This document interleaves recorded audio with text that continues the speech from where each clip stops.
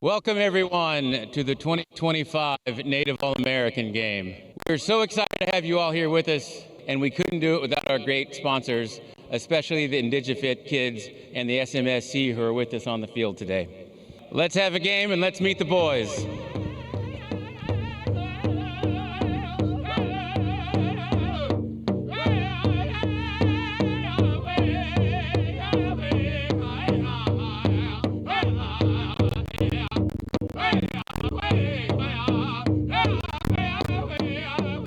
Introducing now Team Weya. First, Talon Simpson, Creek Nation. Jared Velasquez, Pueblo San Felipe. Zaxton Carshall, Choctaw Nation of Oklahoma. Pierce Catton, Northern Cheyenne. Alan Kane, Hoopa Tribe. Jamie Lewis, Chickasaw Nation. Walter Morton, Hoopa Valley Tribe. Andre Johnson, Prairie Band of Potawatomi. Corbin Carwell, Beaver First Nation. Javen Garcia, Eastern Band of Cherokee Indians. Brady Wadena, White Earth Nation. Trajan Weaver, Ogallala Sioux. Tyus Graves, Navajo. Nate Middleton, Lower Brule Sioux Tribe. Mogi Walking Stick, Cherokee Nation. Anzi Weaver, Ogallala Sioux Tribe. Haston Woodknife, Rosebud Sioux Tribe. Axel Thurman, Choctaw Nation of Oklahoma. Dwayne Gristo, Menominee Indian Tribe.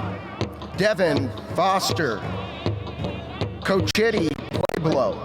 Talon Huber, Cherokee. Damian Hawley, Cherokee Nation. Colton Hale, Hidatsa. Kingston Hamblin, Northwest Band of Shoshone Nation. Jaden Trapper, Eastern Band of Cherokee Indians. Landon Batiste, Alabama Coshada. Richard Chun, Hawaiian. Chris Vahomu, Northern Arapaho. Miko Ariza, Muskogee Nation. Daniel Connor Jr., Kowina Bay Indian Community. Mason Bentley, Choctaw Nation. Coaches for Weta, Levi Horn, Caleb Harris, Eric Kirkpatrick, Kaya Smith, Chase Johnson, Esley Thornton, Todd Carwell. Now for Team Tatanka, Uriah Chang, Hoopa Valley Tribe. Jesse Morales, San Pasqual Band of Indians. Tajan Dixon, Mississippi Band of Choctaw Indians. Travion Guthrie, Cherokee. Jonathan Saylor, Eastern Band of Cherokee Indians. Trenton Rhodes, Phelan Paiute, Shoshone Tribe. Christopher Ellert, Rosebud Sioux Tribe. Noah Dry, Choctaw Nation of Oklahoma. Benjamin Daniels, Cherokee. Julian Sen, Turtle Mountain of Chippewa. Devin Rock, Pokagon Band of Potawatomi Indians. Simeon Shaw, Navajo. Adarius Flemster, Winnebago. Yaash Vasquez, San Pasqual Band of Indians. Lyle Wapshelly, Yakima Nation. Cody Haggard, Confederated Salish and Kootenai Tribes. Taylor Wright, Cherokee Nation. Jace DeSoto, Tool River Yokut Tribe. Terry Hembry, Ottawa Tribe of Oklahoma. Braxton Pruitt, Cherokee Nation. Aiden Jones, Pawnee Nation. Hunter Kindness, Crow. Gabriel Menendez, Turtle Mountain Band of Chippewa. Elijah Lugo, Hopi Tribe. Elijah Gachi, Leech Lake Band of Ojibwe. Anthony King Berge, Rosebud Sioux Tribe. Samuel Johnson, Cherokee Nation. Caleb Holmes, Chickahominy Tribe Eastern Division. Davin Claremont, Ho-Chunk. Deshaun Jackson, Fort Peck Tribe. Lawrence Bowstring, Leech Lake Band of Ojibwe. Zachariah Raphael, Grand Traverse Band of Ottawa and Chippewa Indians. Coaching Tatanka, Amon Green, Mason Fine, Tony Daniels, Damon Evans, Taylor Hodge, and Ernest Briggs. Matakiape relatives, if you would honor us together and give a moment here for, we'll check you for some prayer, that'd be great. Matakiape, the conscious Father God, Gichimanitu. We just gather today in a good way here, Father God, in a good way as tribal nations from across this great lands. Father God, we just ask for prayers for our family at home, for our travels, for good weather, for those who are out there cold and without food. Father God, we most importantly pray for these players, these young warriors that comes across these beautiful nations across the country, Father God. Father God, grant them all favor today and blessings on their abilities, their skills, their leadership skills, their friendship, their camaraderie. Father God, we also bless the players, the coaches, Father God, and all their teachings and all the wisdom that they give to these players, Father God. And Father, just blessings so nobody gets hurt today and that they play up to the best of the ability. And Father God, we just ask for more opportunities as these young men grow with their families, more opportunities for favor, for leadership, for good favor, Father God, for these young warriors, Father God. And we're just very, very thankful, Wopla Chimigwech, Father God, for this beautiful day and continued days to come. And we see all this in your Son's name, Wanikia, Jesus Christ. Amen. To honor America, please stand, remove your caps, and place your right hand over your heart, or render a salute for the singing of our national anthem by Ariel Barnett. Ijigo he isna jugija aska jusi haska uli helisti jigigo ha najahli hadusta nana alenoksi jogakta uno le atela askai and the rockets red glare, the bombs bursting in air gave proof through the night that our flag was still there. Oh, say does that star-spangled banner yet wave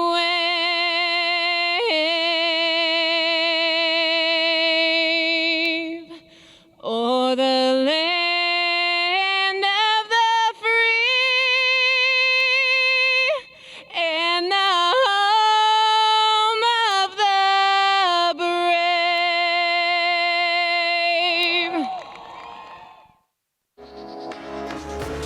Please direct your attention to midfield as referee Lance Blackhorn conducts today's coin toss with captains from both teams and SMSC Secretary-Treasurer Ashley Cornforth, her daughter Audrey Cornforth, and SMSC Vice Chairwoman Natasha Hacker.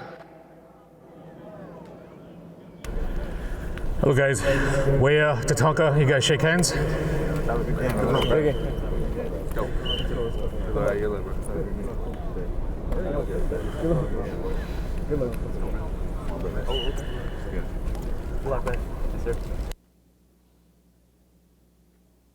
So Wea, you guys are away team.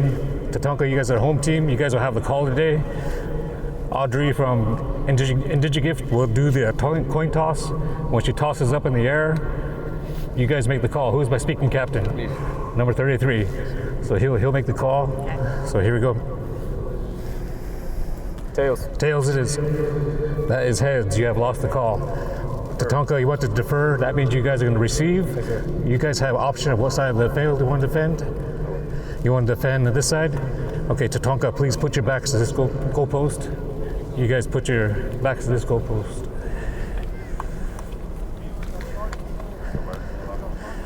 So,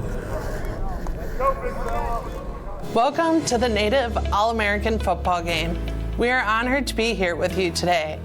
This event is proudly sponsored by the Shakopee Mdewakanton Sioux community through our Tribes and DigiFit Kids campaign, a philanthropic initiative dedicated to uplifting Native youth in Minnesota through movement, wellness, and cultural pride. As Dakota people, the SMSC believes in helping others. Giving back and strengthening community wellness are core Dakota values that guide everything we do. And DigiFit Kids is our way of supporting the next generation of Native youth, encouraging healthy lifestyles, confidence, and opportunities to thrive on and off the field. Besides today's game, we are also excited about supporting yesterday's flag football clinic, opening doors for Native girls to learn this fast-growing sport. To the athletes competing today, congratulations. Your dedication, leadership, and talent inspire all of us. If you would like to be a part of this growing movement, we invite you to get involved with DigiFit Kids. Together, we can build healthier futures for Native communities. Enjoy the game, and thank you for being here to celebrate these incredible athletes and the strength of our Native nations.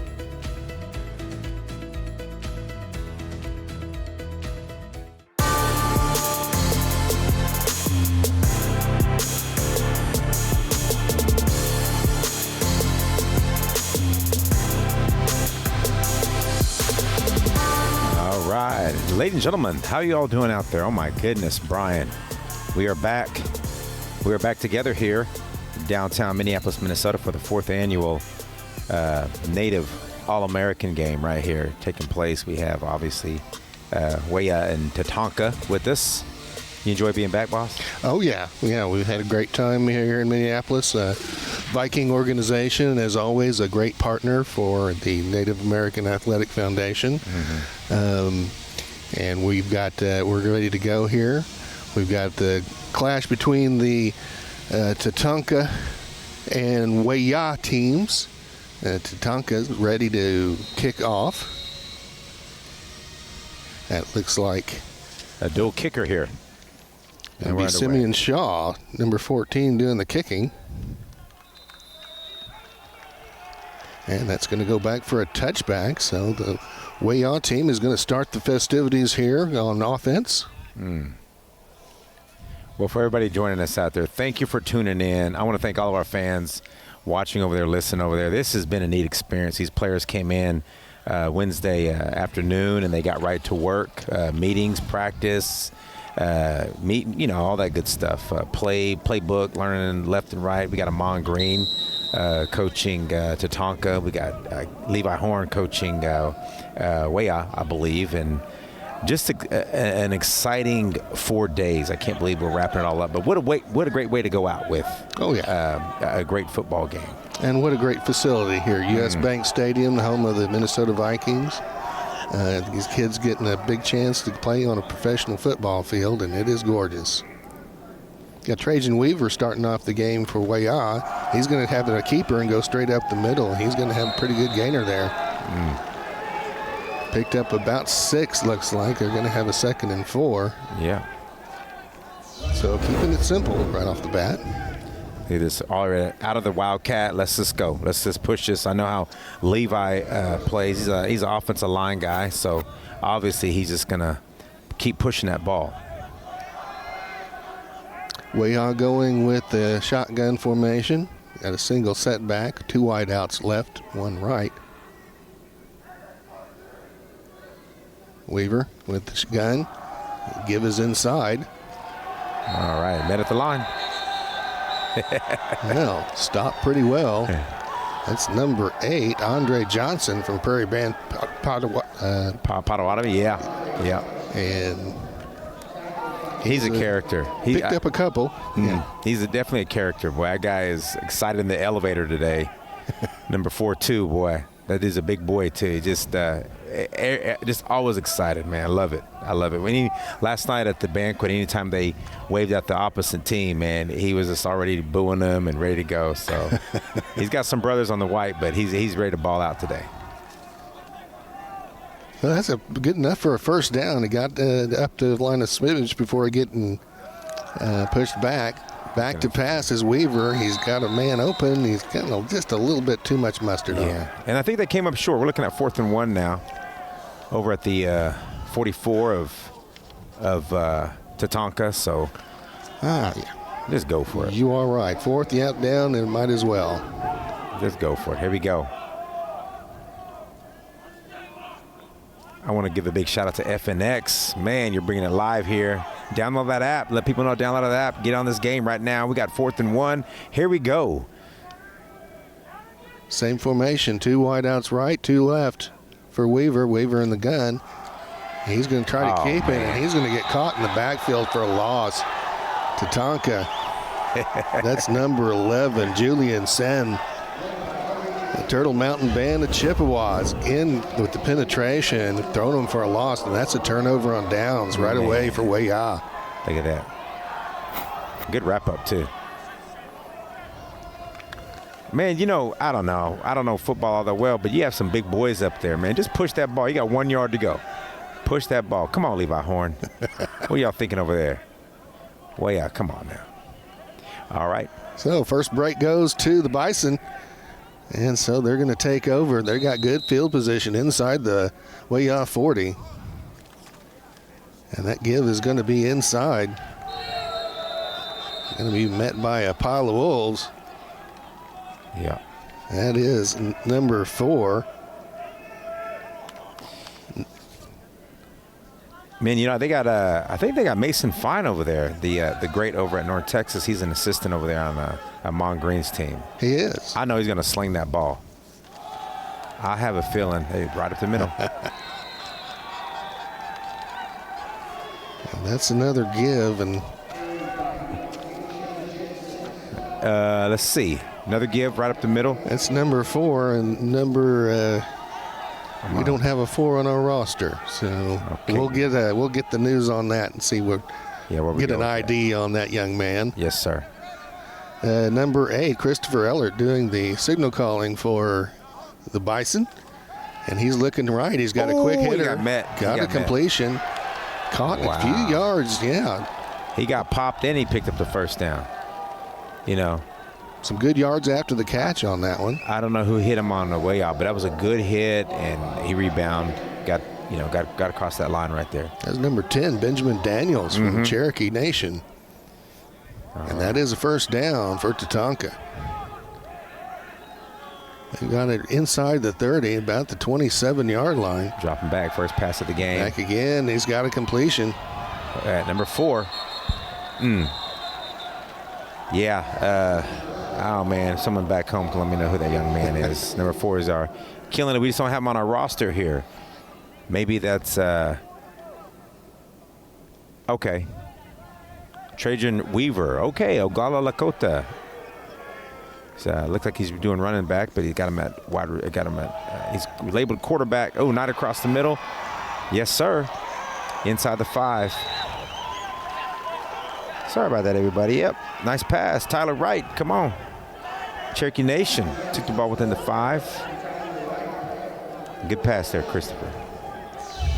So that's going to be first and goal now for Tatanka, and they go quickly up to the line. Nice zip.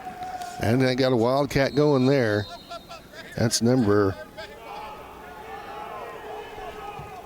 looked like 39. Nope, that is number 30, Tyler Wright. Hey, Tyler Wright, a state championship. He goes to Bixby High School. 9 state titles in a row. Right up the middle. This guy right running the football, he is a state champion for the Bixby Spartans back down there in Oklahoma. And he scores our first touchdown of the game right up the middle. And for 6, they try that Wildcat again, and in they go, and they're going to row the canoe. There you go. For celebration. Good grief. Where's that flag at? Give me that flag. Come on, Lance. Talk to somebody. Now, you got to celebrate. Look at Mason Fine jumping higher than those kids. Man, just right up the middle. That's Amon Green, Nebraska football. This is right up the middle. Keep pushing it. Keep pushing it. Extra point coming in. I do believe we have a dual field goal kicker on both ends. Field goal kicker won it last year, so I wonder what he's going to do at the end of the game if it's close again. Right? Overtime was a chipped field goal off the goalpost last year. We're going to maybe hopefully that won't happen this year. And this is number 6, Jamie Lewis. He's going to shank it a little bit over to the right, and that is going to be no good on the extra point. But the Bison draw the first points. Right there, right up the middle. And they take the 6-0 lead. And they're going to get ready to go ahead and row your boat. Row your canoe, led by Mr. Wright himself. There you see his Bixby helmet right there, state champion. He's a 4-time state champion right here. This program right here that Tyler Wright is a part of, everybody back home, some of y'all may not like me saying this, some of y'all may like it, but this is a dynasty right here. 9 state titles in a row. This young man from the Cherokee Nation is a 4-time state champion down there in Oklahoma. Big school, too, at that. 6A1. They used to be little brothers to 2 schools up there, but they became the big brother now. And they're running things down there, not only in the Tulsa area, but they're running things in Oklahoma. Here we go. Good stuff, man. Good celebration, too, I guess. Well, they probably spent as much time practicing that as they did their plays. Yeah. Get to be ready. Plan for success. Yes, sir. So here we go. Jamie Lewis doing the kickoff duties. And he's got the leg into it, into the end zone. Taking it back there. And that's going to be good for a touchback. Mr. Graves, Tyus Graves, went ahead and doesn't want to bring that out. So the Wolves now are going to start off on their own 25-yard line. Yeah. Well, we just got to see what Levi is going to do now here. This offense here from Tatanka really set the bar. Mon Green, Mason Fine coming together. Nebraska Cornhusker and a North Texas Mean Green coming together. 2 D1 athletes, both record holders at the college ranks. Came right out slinging it. Yeah, they did. Now here we go with Wolves with their second possession. That's going to be a give inside, right up the middle, and that's going to be a good gainer. Looks like he's going to pick up 6. That looks like it was Nate Middleton from Lower Brule Sioux Community. His father last night, Kansas Middleton, did our prayer. He's also a motivational speaker. His father's a motivational speaker. And his son, I got to spend some time with him this summer out at a speaking engagement that his father did. And phenomenal young man, really polite. He's going to get a lot of action here. So Weaver coming up the middle. He's going to keep it. He's got some room. He's still on his feet and is going to be forced out of bounds. Yeah, taking him out again is Tyler Wright there. If Tyler Wright would have been there, he would have been gone. Right there, right up the middle. Seamed right off of middle tent, trying to break on the outside, and the guy ran down by Mr. Wright. It's okay. Nice pickup. Good angle. So well into Tatanka territory for the Wolves. They've got it 1st and 10 now on the Tatanka 36-yard line, just inside it. We're underway in the first quarter. Our score is 6-0 in favor of Tatanka. Quick hitter outside to number 23. Cody. Oh, no, my bad. Anzi Weaver. I imagine that's a brother combination there. Mm-hmm. And good pickup there. That's going to be good for another first down. Gain up to the 26-yard line. So it's going to be another 1st and 10 for Weah. Yeah. These offenses are picking it up here. Last year's game, the defense really settled down after a while once they kind of figured out each offense. But that's the beauty of this All-American ball here. This is All-Star ball. It's just different dynamics, different ideas, and coming together. Nice. Okay. Ooh. And that's going to be a quick hitter up the middle.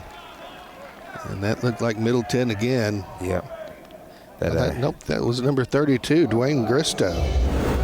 You see, we almost held on that ball. You see at the very end there. The number Guthrie was trying to strip that. Good idea. When you got someone bigger than you, just try to strip that ball. He held on that rock. And Dwayne Gristow from the Menominee Indian tribe. And that's a good pickup, about 5. It's going to be 2nd and 5 for the Wolves. I have a feeling we're going to go over top right there. Give me a pass play.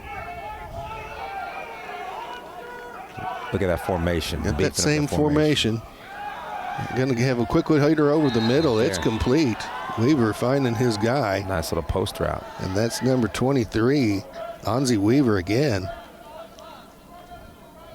Imagine those guys get out in the backyard and throw that combination every now and then. That's their favorite play in the backyard. Look at that nice little slant right there. Do both those guys have the same helmets on? Oh, yeah. Okay, guys, yeah. That's in the playbook right there. Your brother's the quarterback. I mean, your brother's the wide receiver. Let's go. So 1st and 10 now. The Wolves can get another first down before they get to 1st and goal. That gives keep around some room, and he's going to get in for the touchdown. That is number 21, Nate Middleton. Uh-oh, we're going to bring it back. And you see how got some laundry on the field. Yeah, I think that might be a hole. We're going to bring that back. But did you see how just Middleton just cruised that one in? Yeah, he's got some speed. He's a good-sized young man. Repeat first down. Yeah. Looks like he can play on the line, but he can run. He can move it. Yeah. Let's see where that hold is. Look at that nice little jog on the outside. I think we're looking at, I believe that was might have been 89 on that. On that end right there, but Middleton got in there. Just hold them, you can release them once they get out like that. But sometimes you get away with that. It's going to be a 10-yard penalty. That'll give the Wolves 1st and 20. Just a little more than 10. Spot foul. So a little bit more of a chore now for the Wolves to get to the first down. And Weaver rolling left. He can't find anybody. He's going to tuck it and run, and he goes out, picks up about 5 yards with the keeper. You needed that touchdown to keep that momentum. I mean, they're still moving here, but you certainly don't, you don't want to get in the end zone and see a little yellow flag laying on the ground. But we'll see what we can do here. We got that momentum going here. That being 2nd and 15 now for the Wolves. Just under 6 minutes to go in the first quarter. I'm going to tell you right now, brother to brother. Brother to brother right here. That combination has worked for him so far. And that's going to be a quick give up the middle. Dwayne Gristow. Take your medicine. Take your medicine. He's going to be just short of the original line of scrimmage. That's going to bring up 3rd and 12. Yeah, a little later on, we're going to have our athletic director, Derek Fine. He's going to be making his way up to the broadcast here, so we'll get to interview him a little later on, get more of the story of these past 4 days here. I have a feeling. Weaver with Gisto in the back, and Weaver rolling right, looking in the end zone. He's got his man complete. That's his brother again. Yeah. I assume. Could be a cousin. We'll just say brother because they look alike. They got the same number. Same helmet. They got the same helmet. That's Onzie. Did we get it? It's Trajan Onzie. And that's going to be real close to the first down. And they're going to say, it's first down and goal to go right at the 2. Yep, he caught that. Yeah, you're going to see down that. At the 1. You're going to see that. I don't know. It's just me. If you're Tatanka, you can say that there's going to be a 1-2 punch there most of the game. So hopefully Coach Green will hone in on that. Well, these are all stars, so they're gonna fight it out. They're gonna be back and forth. That's Weaver with the keeper going inside. The Wolves think they have it. Oglala Lakota, touchdown. Oh.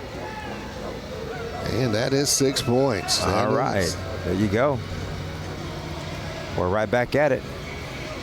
So, evening the score at 6. And I believe that's Rapid City. There you go.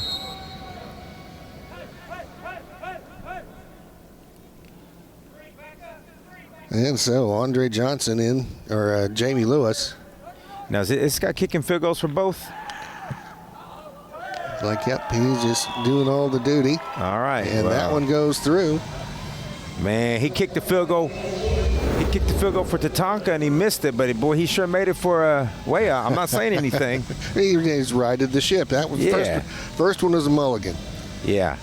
Well, he's got to sit over in that white uniform with his other white uniform teammates with Weah. So. Okay, so just got the message from Mike Stopp, the chairman of the board, and it turns out that the Weaver boys are twins. Oh, they're twins. Okay, and I think they're Rapid City. I believe I've seen that RC. I believe they're Rapid City. Yeah, twin brothers. Well, they're going to throw the ball to each other and all that. So, okay. And our understanding is that the college offers for the Weaver twins have been plentiful so far, but they haven't made a decision yet. Right.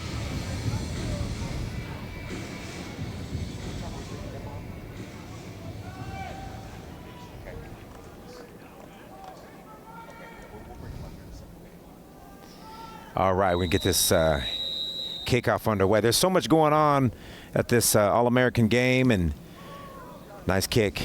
Are we bringing it back? Okay. Yep. We're going to let it ride. They're going to let it go into the end zone for the touchback. Boy, I sure would have liked to see Mr. Wright bring that one out, man. That guy's quick, pretty speedy. It'd been nice to see if he could take that one to the house. So, like I was saying there, Brian, we have a lot going on during this this All-American weekend. So it's just kind of one of them things where, you want to cover a lot. You want to acknowledge a lot of sponsors, acknowledge a lot of different things that we did, these past 4 days. And so we're going to have some guests visit us throughout the broadcast. So FNX, download that app, let people know that we're going to get this, we're going to get more people on here. Okay, right up the middle. Nice run. That's Christopher Ellert for the Bison with the keeper. Yes, sir. Rosebud Sioux Tribe. Plenty for the first down. Got all the way to the 43. Looks like the Bison doing a little hurry up. Just right up the middle. We're going to mark it at the 46. Look at that, just right up the middle. Nice run. Right up the middle. Ellert under the gun, drops back. He's looking deep. Oh, he's going to be wrapped up for a sack. Did you see it? He disappeared for a second. And number 88, Daniel Connor Jr. Wow, he had another buddy over there with him. I think it's number 10, I believe. It was Javen Garcia. Yeah. We'll see. We'll make sure. 10 and 88. There he comes. Look at that sandwich. Yep. That's what's called the end sandwich right there. Defensive end sandwich. So that knocks the 10 yards. Tatanka way back. It's going to be 2nd and 20 now. Ellert is be rolling a little bit left. He's looking deep again. Nice Got his man. pass. Good catch. Wow. That's complete, and that's 50, number at the 10. 52. Right into, broke the 50-yard line. Got some of that love back there. Number 10, Benjamin Daniels, another Cherokee with the completion, and that's going to be 3rd and short now. 16-yard pass right there, right on the money. Yep. 3rd and about 4 for the Bison. There he is, scrambling. Can't find anybody. He's scrambling. He's still on his feet. Now he's finally brought down by Weah. It was Andre Johnson for the Wolves. He was about to break. He was just one shoulder pad, one jersey hold from a break right there. So brings up 4th down and about 5. So choice now. Looks like that they're going to go ahead and go for it. Here we go. Probably won't see a lot of punting in this game. Nah, man, let them play. All-Americans. Sure. Dropping Ellert back. dropping back. Oh, and it's going to be goodness. intercepted by the Wolves. Yeah, Middleton. He's doing Good double grief. duty. Did you see that? He was a post player on that one. Middleton. Look at that. Drops back, reads his coverage, maintains over there, sticks his hand up, lower Brule. That's what you call a lower Brule grab right there, and just pushed him out of the way. Let's go. He's mad because they took his touchdown away from him. He's got to make a highlight reel soon somehow. That's right. So, good break for the Wolves. Leading 7-6, and looked like that had his man, and this Middleton just came out of nowhere. Weah now setting up. They're inside Tatanka territory after that return by Middleton. And Weaver, he's going up high. He's looking for Anzi, and it's going to be intercepted by Tatanka. Uh-oh. Right back. That's number 12, Devin Rock. Pokagon Band of Potawatomi Indians, and he was up in the air. I got a one-handed catch. Oh, well, good. That was good coverage. Wow. They threw that ball right back at him.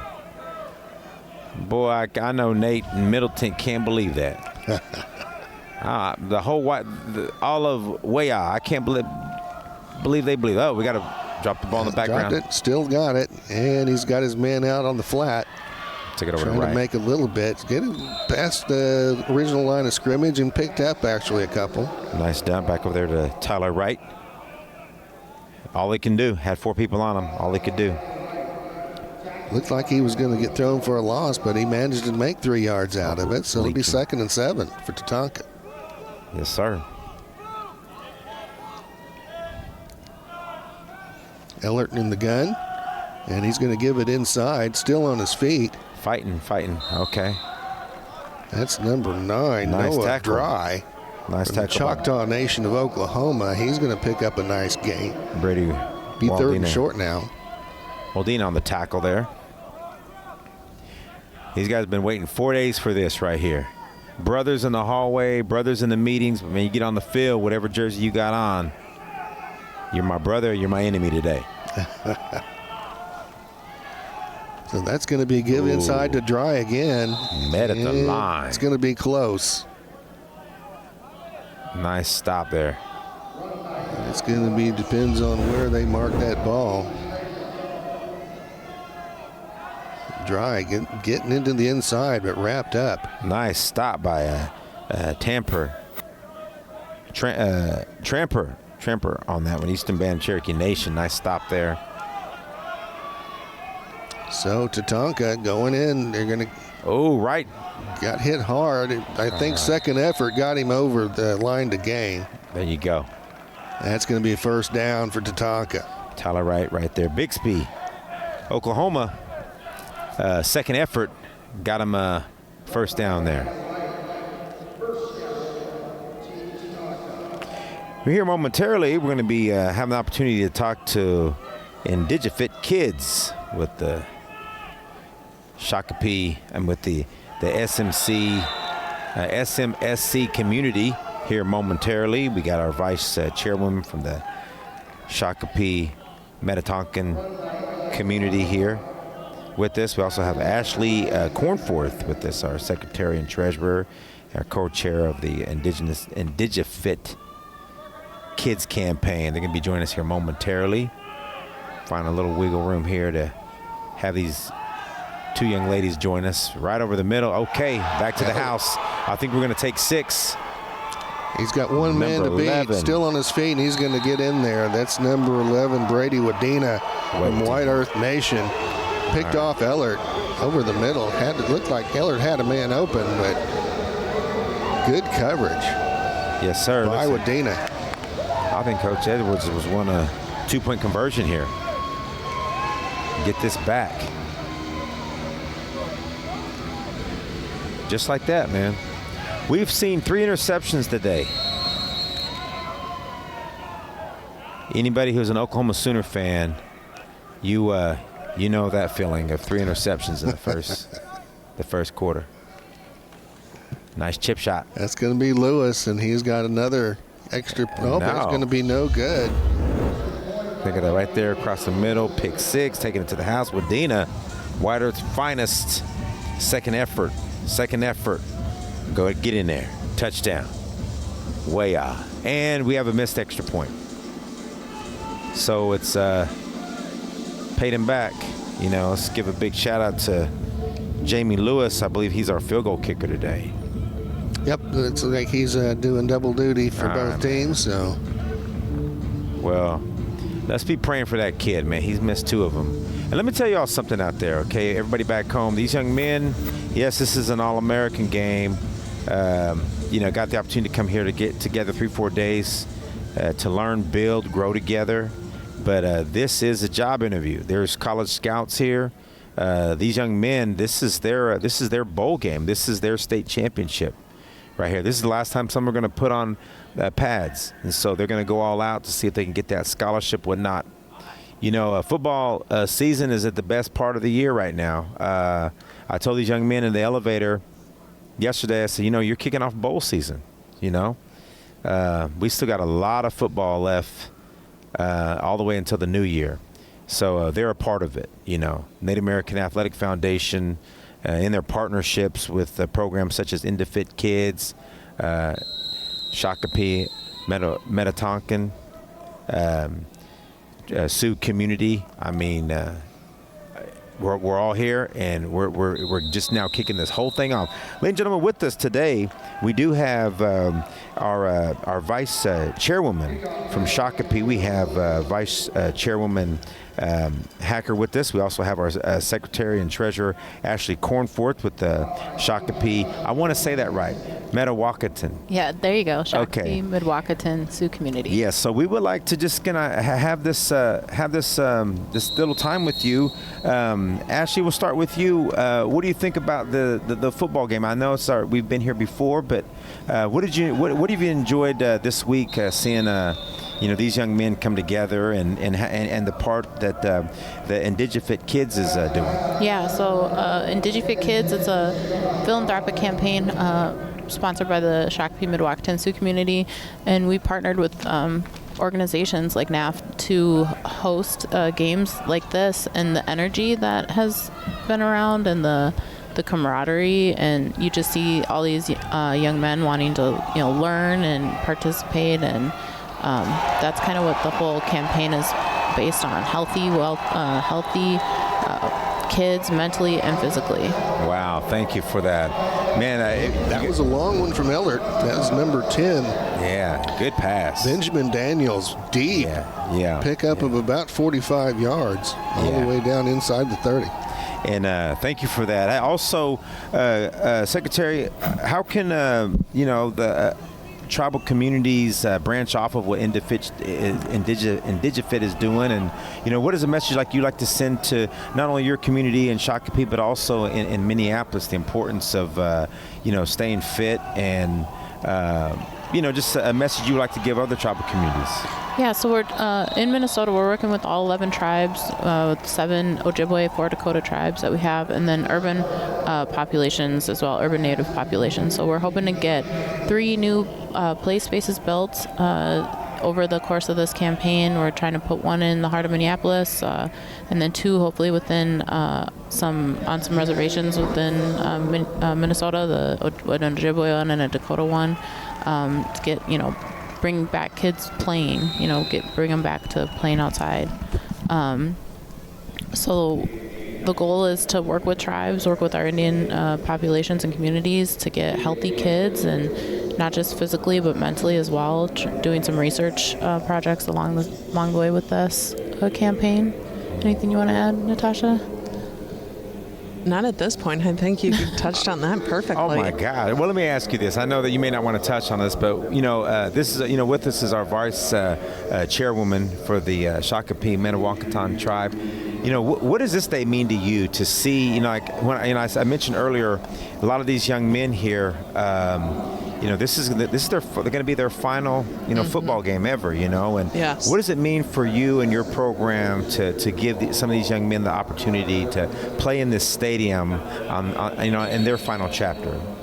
Well, first, thank you. I'm just so honored to be here. And honestly, I got a little bit emotional. You know, I wasn't expecting that with these tough football players. But yeah, once you mentioned that this could be the last time on a field, I'm for sure myself gonna remember this event, and so I can't imagine what these guys are just gonna, you know, have these great like times and memories with all their friends and brothers on this field. So it's just emotional to watch them out there, and just especially on the Vikings field, I think that's a huge deal to some of these guys, and it's gonna sink in after this game, I'm sure. But just watching them here today is just great, and I appreciate the fact that I can be a part of it. Well, great. And, you know, I'm sure you also like it that, you know, they're on the Minnesota Vikings field and not the Cowboys field like we were last year or whatnot. Yes, correct. You know, let me ask you this before I let you get out of here.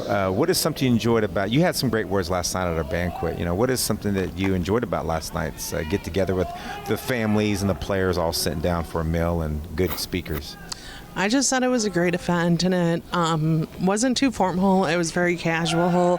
It was just a good time. It felt like eating with family, and just getting to talk to some of the players and the coaches that have been a part of this event and hear their stories was just very heartwarming, and it was just touching to see them, you know, sitting back at the table, having conversations, enjoying each other, and also enjoying football. Well, good. We're glad that you're here. And, you know, obviously up here, we had another turnover here. We got another turnover. I was going to say, you got to talk about what just happened. Yeah, Dwayne Gristow, again, Menominee Tribe. Well, we want to thank both of you all, and we want to give the best wishes to IndigiFit. Thank you all for being here. This really means a lot to us, and, you know, your contribution on behalf of your tribal community. Thank y'all both for coming out, and I'm a big fan of both of you all. You know, congratulations on becoming our National Congress of American Indians treasurer up there. So congratulations on that.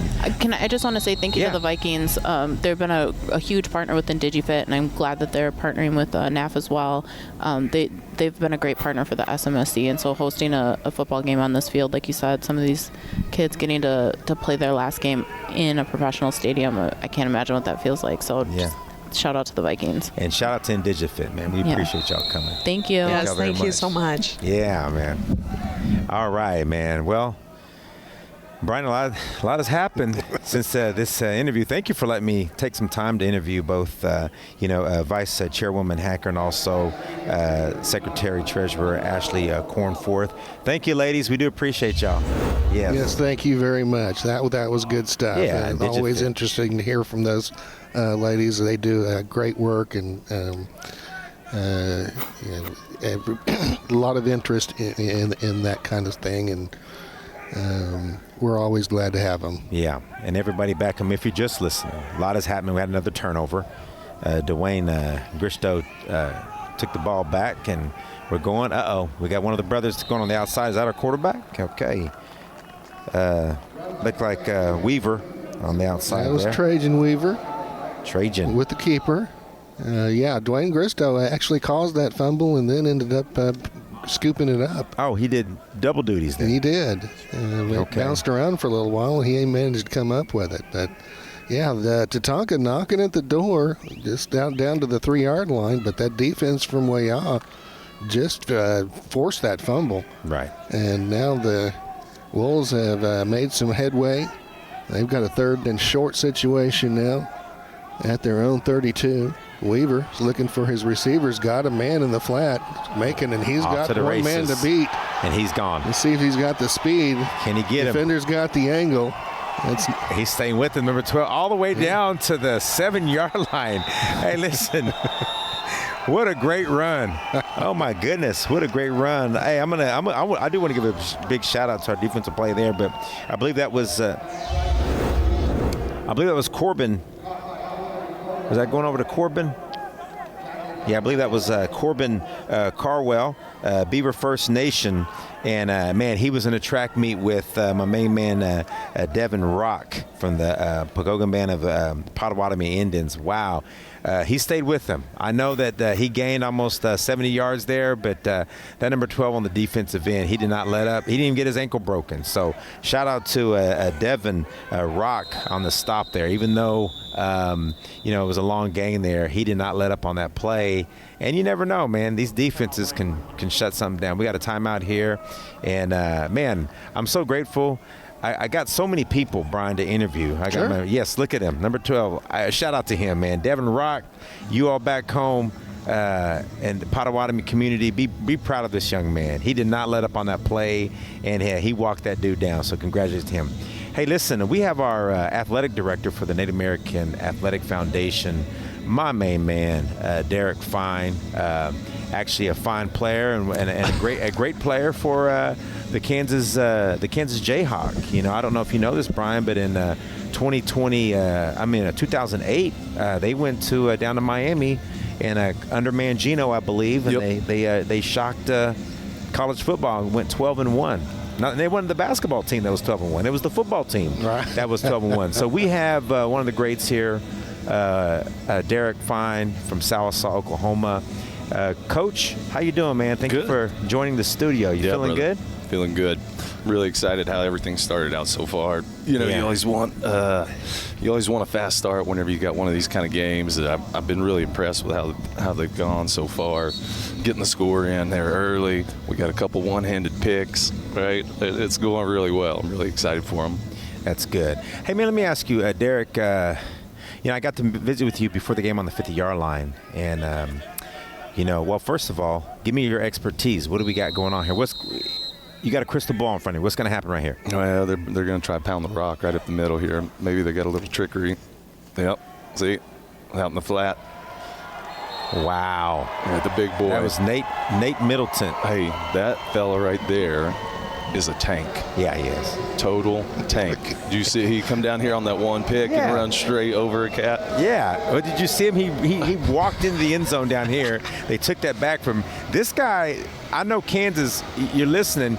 You're proud of your boy. He's going to make sure he does something on the defensive end, which was an amazing interception, and then just stretch the ball over the goal line like that.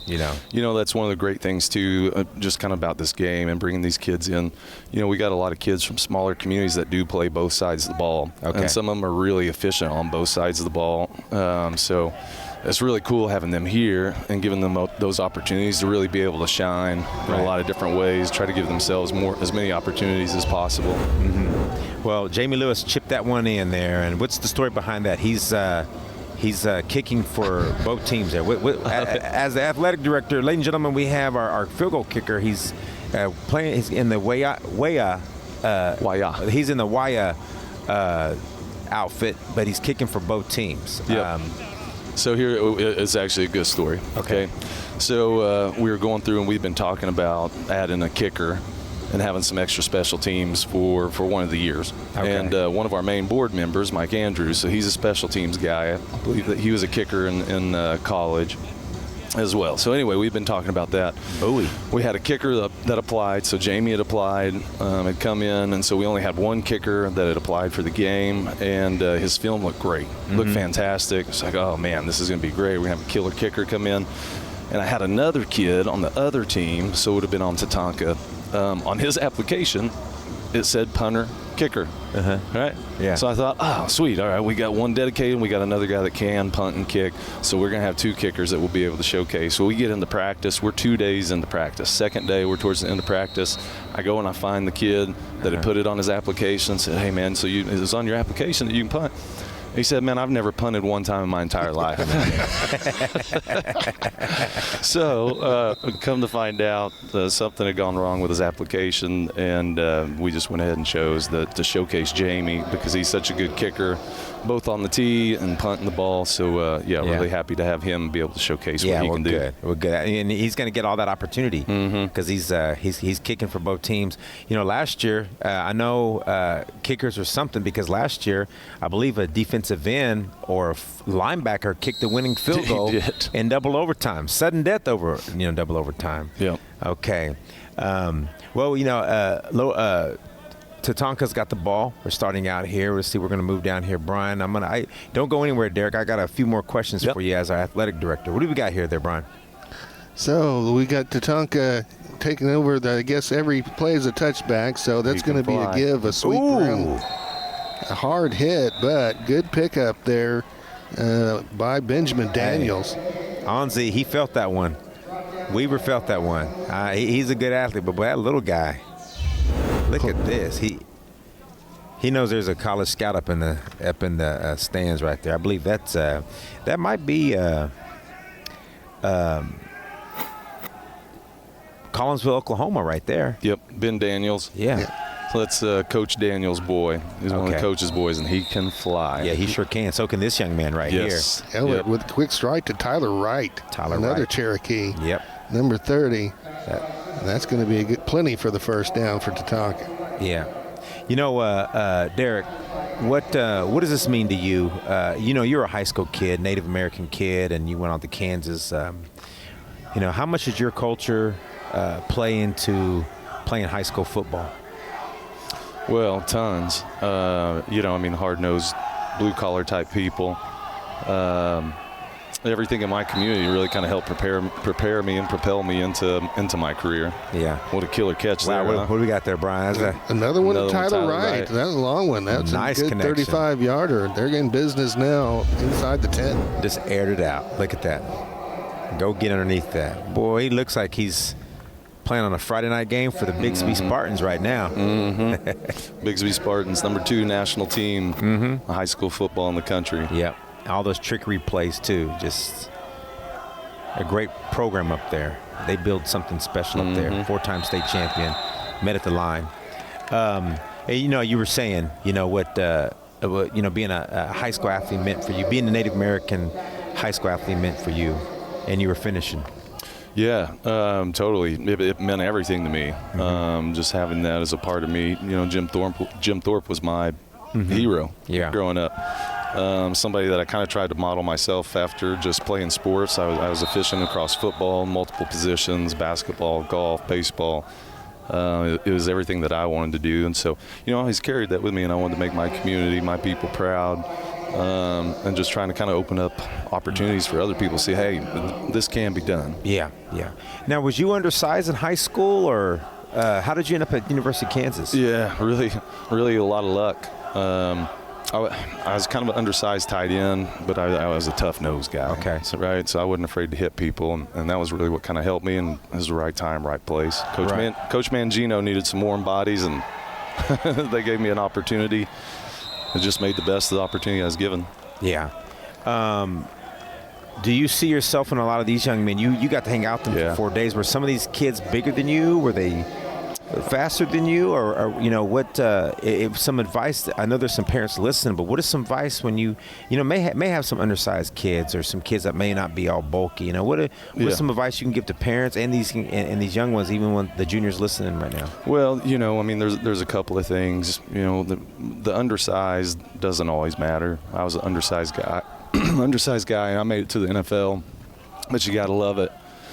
You got to love it, and you got to be obsessed and put everything that you got all into it. There's multiple avenues to be able to take if you want to continue playing football after high school, NAIA, JUCO. Yeah. There's just multiple routes and avenues that they can take in whatever direction they want to go. But, the biggest piece is just having the mental side right. Being right mentally, being able to carry yourself in confidence, and building upon your skills each time that you hit the field. Right. That's everything that it's about. You get the mentals right, you can bring the rest in play. Right. Well, what do we got here, Brian? I was too busy listening to Derek. Well, the Bison got down for 1st and goal, but the Wolf defense bowed up and held them to a field goal, so that brings our score to 20-9 favor of Waya. Right. Well, there you go. 29. Levi Horns is jumping out on Amon Green over there. Before we let you go, man, what do we got going on here at the Native American Athletic Foundation? How can we play our part in Indian country? And what did you enjoy about this week? What's our game plan? Yeah, so that's a great question. Thanks for asking that. Really, anybody that has any kind of reach or knowledge of our game, just spreading the word around in your communities and surrounding communities. the more people that we can have that know about our game, and the more applications that we can get and support, the faster that we can collectively raise the bar and raise the standard of athletics in Indian country. That's our goal, and really trying to up-level that area, bring more attention to our kids and all of our different communities, rural, inside of the city, whatever that looks like. As much as we can spread the word and continue to grow, that's how we're going to really have the biggest impact, I think, across Indian country and advancing our mission of just increasing competition and athletics and opportunities for athletes all across Indian country. Yeah. And we're going to do this every year. We're going to do this every year. Yeah. Every year. You know, the goal and the vision here is to be able to continue to get guys in and be able to make this a recruiting hotspot for colleges to be able to come to, bringing some of these rural kids that don't get many looks, giving them an opportunity and making a name for us here, where college recruiters can come and say, hey, we've got a lot of really good kids that are on this field and play in this game. And so we can open up those opportunities, right? And just continuing to coach coaches and players, impacting communities and growing opportunities. Yeah. Well, Derek Fine, we do appreciate you stopping by the studio. And let me just tell you this, man. We all need to play our part, and you do such a great job with our athletic program. He's our athletic director. To me, you're our athletic director. I know you have that label, but you are an athletic director. You always make sure that our young men are always on the highest level of anything that we do, whether it's, you and Mike brainstorming, getting with Mike and also Scott, man, you guys are, baseball in the Atlanta Braves Stadium. You're in the Minnesota Vikings Stadium. I mean, before I let you go, how important is it to see these athletes be at the highest level and see this at the highest level? It's incredibly important. This is actually a story that I tell everyone. You can't understand until you're here. Yeah. Even just watching on TV, and we appreciate all that support. You can't really understand it until you get here, and you can actually just feel the spirit moving in here. You can feel the heart and just the passion for all the coaches and the players and everything that comes into this game. With these kids trying to get better, trying to find opportunities. That's the best way that I can put it, man. Yeah. You can't explain this experience until you're here, and I tell every single one of my coaches whenever it's their first year, hey, just wait till you get there. Right. You can't explain it. It's something special. I'm so incredibly grateful to be a part of it. Well, you're doing a phenomenal job. Thanks, I'm honored to sit with you and do all this.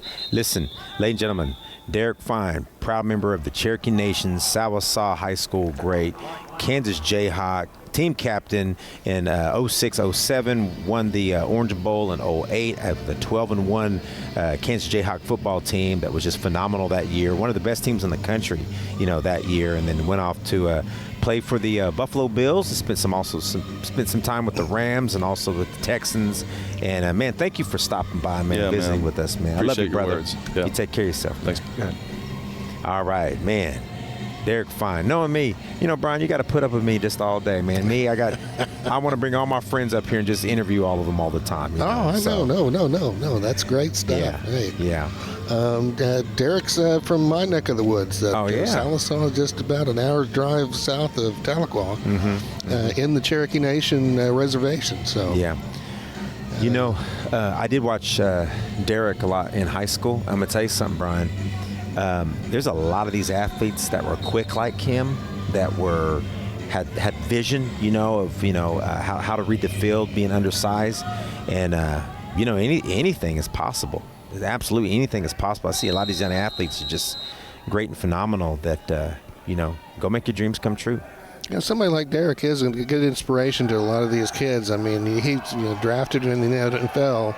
Just goes to show them there's opportunities out there no matter what. And there's that man again. Devin Rock with the interception again. Oh, my. Look at that. Didn't let up, man. Brother to brother right here. Devin finally figured it out, man. He throws to his favorite wide receiver. Let me get in the way. Let me take that back. Give me that. Okay. Good coverage. Trying to get it to his brother Onzi, but Mr. Rock had different ideas. Devin. I like that kid. Man, Coach Green, Amon Green, if you're listening, put that number 12 in there to do something. Put him in the Wildcat. Put him in the Wildcat. Put him at the split in. I think they got that in the bag somewhere. Yeah, nice. Here's Ellert. He's got his receiver still on his feet. good yards after the catch. Ooh. Oh. He was one away. 15-yard pickup. That's Trevon Guthrie looked like. Guthrie on the catch number there. 5, yes. Yeah. Trevion Guthrie. There you go. He's another Cherokee kid. So that's going to bring up another first down right off the bat at their own 45. Tatanka Ellert dropping back. He's going over the middle, and that's going to be intercepted again. We got a penalty. We got a late hit here. Yep. And Ellert is slow to get up. He Yeah. took a shot. Okay, I think that's going to be roughing the passer. But you know what I love about his teammate? Number 66. I'm loving it, boss. Number 66 went right up to who popped him on that late hit, and he let him know, don't hit my guy like that. Yeah. Big shout out to Caleb Holmes, Chickahominy Tribe, Eastern Division. Much love to you. That's what a teammate does. Roughing the passer, number 8, White. Automatic first down. And that is the call. You were right. Andre Johnson, Prairie Band, Potawatomi Tribe right there. Obviously, probably didn't want to do that, but he did it. And it's just part of football right here. Came in a little late there. Dropped back. Yeah, kind of threw that head in on him. That might have hurt a little bit. We hope he bounces back.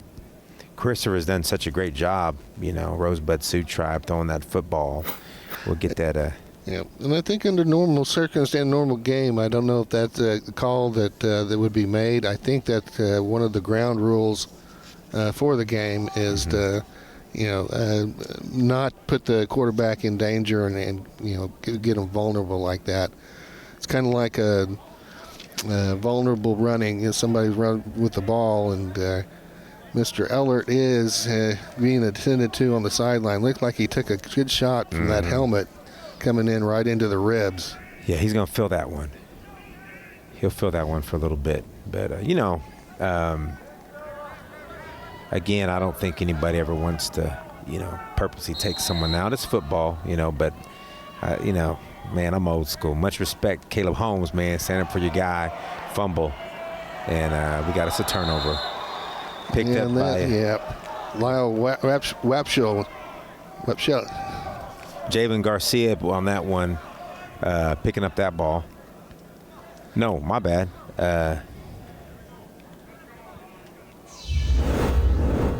Looked like he had just checked into the game, trying something new. Lyle Wepshe. So that's going to be a turnover, and that's the kind of thing that happens. Come in fresh, and that exchange just got a little bit fumbled.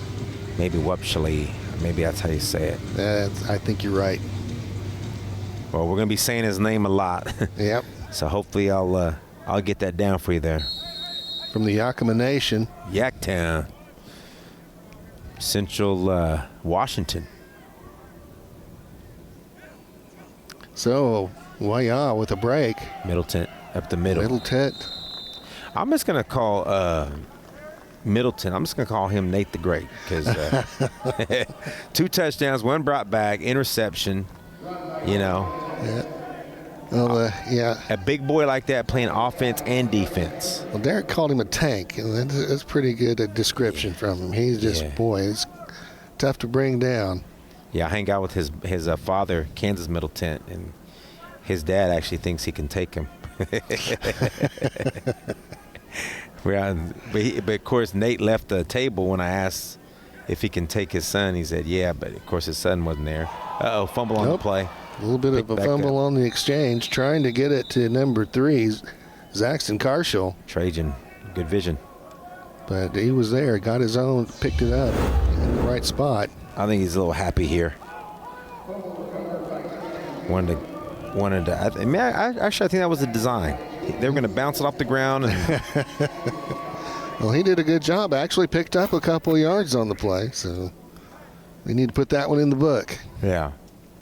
Well, everybody listening, don't think a 29 lead right now is safe. There you go. A little pop again. A little mishandle, miscue on the exchange again, and nice tackle. That's going to be no gain on the play. That's going to bring up fourth and about 4 yards to go. Julian Sin, I believe, Turtle Mountain on the stop out there on the corner. Good stuff. Getting into it. Going to get into it. Last year, Brian, if we remember correctly, it was, 23-6? And then the final score was 26-23.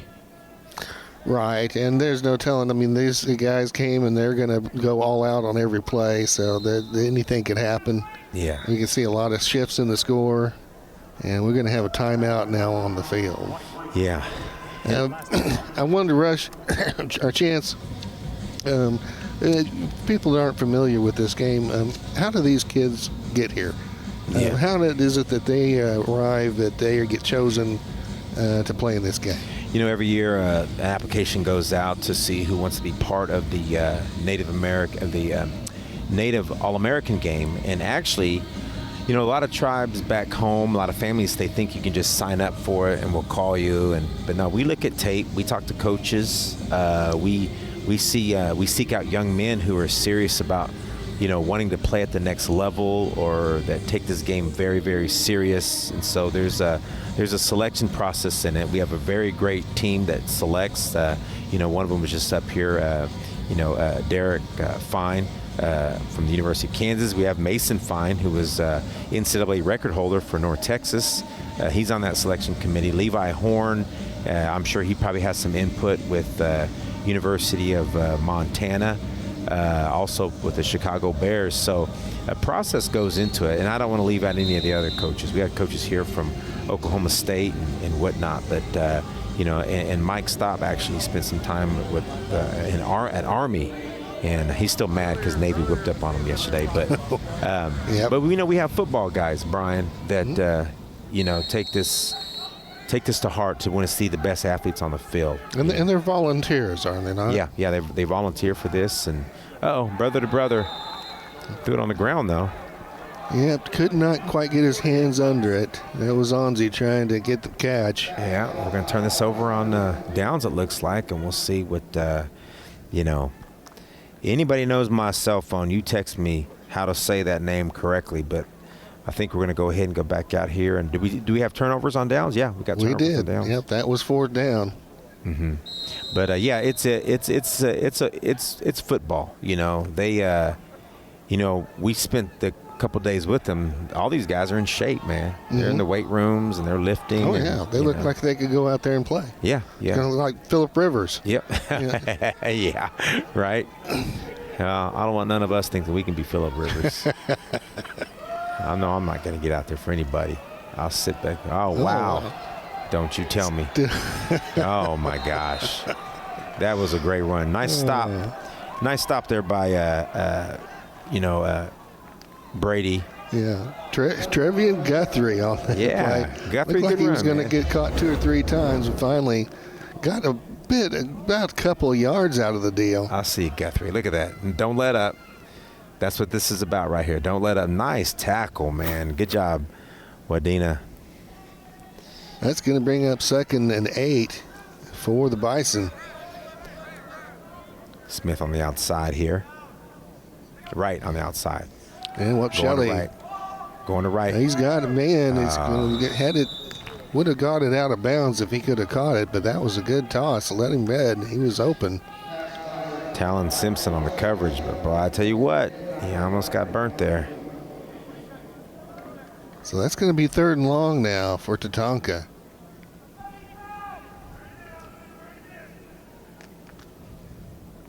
Wapshile in the quarterback position still working on, I think number 8 is out, so Wapshile will take over here. He's got Trevian Guthrie. He's got him open. Man. Could not bring it in. Looks like he had some room to make some yardage out of that, but that's going to be 4th and 8. And we haven't seen a punt yet. It looks like we've got a change of personnel coming in, so I think that we're going to see our first punt. Yeah, that or we're going to maybe getting a wildcat. Yep. Got a Jamie in the backfield right there doing all of our punting duties. Jamie Lewis will be punting for Tatanka. First punt of the game. Yep. So he had a couple field goals. Let's see what he gets up there. And we haven't been doing returns on the kickoffs, but There we we are go. doing a return on the punt. Medina. Okay. Let's pick this up. Well, if you're just now joining us here, big shout out to FNX. Everybody playing their part, CCX, but everybody playing their part to put this broadcast together. Tatanka, I believe they're the ones that jumped out. Is that correct? Tatanka jumped out 6-0, missed the field goal, and ever since then it's been Weya.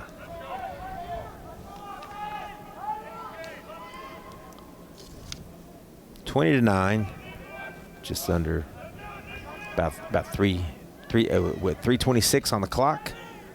Here we go. And it's going to be a give up the middle. Not much happening there, and there's got some laundry on the field. Yeah, we'll have a hold. Probably a hold on the offense.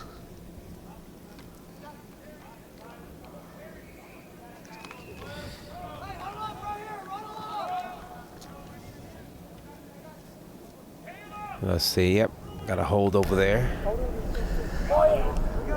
Dead ball foul. 5 in the backfield. White. Illegal procedure. 5-yard penalty. Repeat first down. Well, that's one you don't see very often. Man. But yeah, you get some guys that have been practicing all week, but there's some formations that are a little different. Mm-hmm. Lance Blackhorn too. Sounded very stoic, didn't he? He's been waiting to get on that mic. So we've got that's going to be 1st and 15 now for Weya, and we got penetration by Tatanka defense, and that's going to be a loss on the play. Yeah, I think push it back further. Yeah, it looks like they're trying to figure out that the exchange there. That's the second one there. Obviously the ball didn't come out, but it's kind of one of them things. Do I hand it off? Do I want to run it? Timeout. So we got a timeout on the field. Yeah. Well, again, ladies and gentlemen, what a great 4 days for these young men. They all jumped in wherever they were coming from, showed up here Wednesday, and got right to work with introductions, practices, had some classes, had classes for some of the parents, maybe to what to expect at the next level. Another thing too that was really important was they talked a lot on mental health. We had some professionals who did a great job with these young men all week long, and a brotherhood was formed. But at the same time, they knew that they're here on business. They weren't here just to laugh and stay up late and do whatever.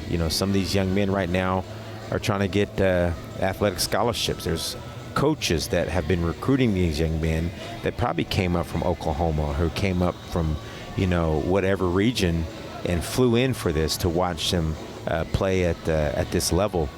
And again, like I was saying earlier, Brian, this is the state championship for a lot of these kids. That probably some may not even been in the playoff. I know a few of them won state titles down here at the same time.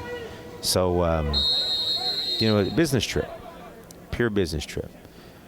Here we go. What can we do in the next 3:10? Yep. And we got a little bit of a False start. quick jump. White. False start 5-yard on penalty. way on. That's going to Second push down. him back further again. It's going to have that second and at least 20. I tell you what, that number 4, he was ready to go to the house. I wonder if he was going to be the receiver. Right. Pierce. He was ready to go catch that football. Pierce Cam, man, don't let him know too much what you're doing there, man. He's gonna get him now. Second and a long, long way to go. Looks like we got a jump now, this time on the Tatanka side. Mm-hmm. And give him that 5 yards right back. Encroachment. Tonka, 5-yard penalty, still second down. So that gets a little bit back, those 5 yards back for Wayas. Still second and a long, long way to go. We have 3 minutes and 10 seconds remaining in the first half. Our score is 20-9 in favor of the Wolves. Trying to add on to their lead before the end of the half. Well, let's see what Tatanka can say about that. Trajan Weaver, he's looking downfield, couldn't find anybody. He's still got time, lots of time, but he's going to run out of time, and he dropped the ball. That's too much time back there. Couldn't find anybody over. Good coverage there by Tatanka, number 87. Yeah. Miko Ariza from Muskogee Creek Nation was there to rescue the ball after it was dropped. Well, that Caleb Holmes didn't let up on it. You see that? The defensive end, look at him. Caleb's staying with them. You know, maybe got away with grabbing the helmet, but I don't really think that's a penalty. But, you know, Holmes did not let up. And so we've got a timeout now again on the field. Teams want to talk it over. We are wanting to see what they're going to try to make something out of this or just punt it away. Tatanka now there's still just under 3 minutes to go, and they have Wayard pinned deep in their own territory, so looking to get another possession out of this before the half's over, and they would have plenty of time. Yeah, they would. They could do that. Anything can happen. But, you know, I might have messed up earlier. I think that we have, Tyus Graves. I think he's number 32. Is that correct? That is correct. Okay. Sorry about that, Graves family. My apologies.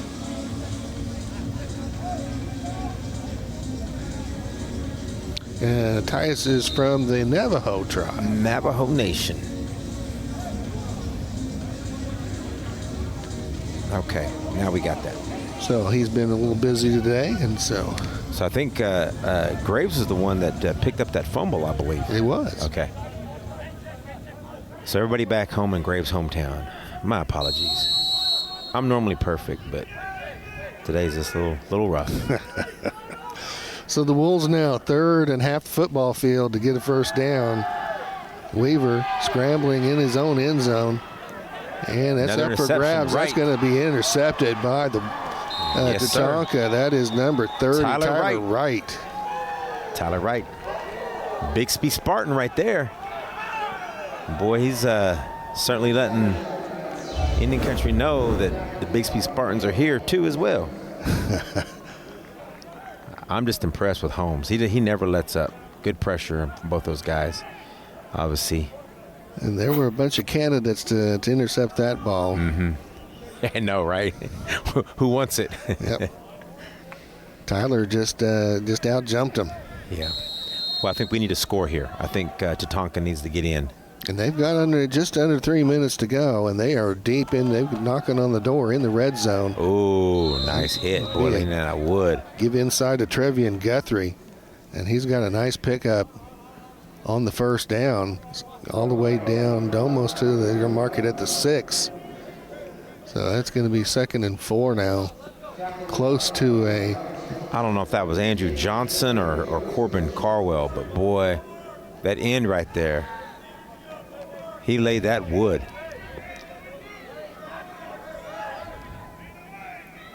I'm thinking it was Johnson.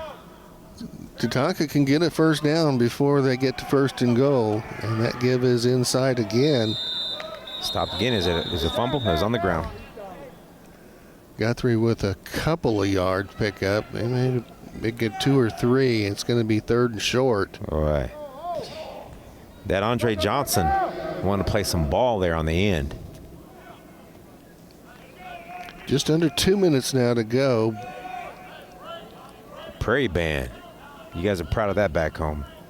He laid the wood the first play. This one, he almost recovered a football, but they said it was on the ground, playing in right there. Wapsley in the gun. He's going to give it inside to Guthrie. Guthrie's not going to get much. He might have gotten close to the first down marker. Yeah. And they're just going to test crab walk over there on the chains. It's going to be 4th and 1 yard to go for the first down. They need 3. The ball's on the 4-yard line, so they need 4 for the touchdown. Wildcat. There goes Mr. Wright up the middle. Oh, he's going to get... that was a good hit. It's going to be close. Yeah, he got stopped. Wolves think they have the stop, and they are celebrating.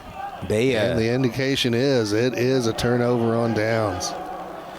That was too much of a... I don't know.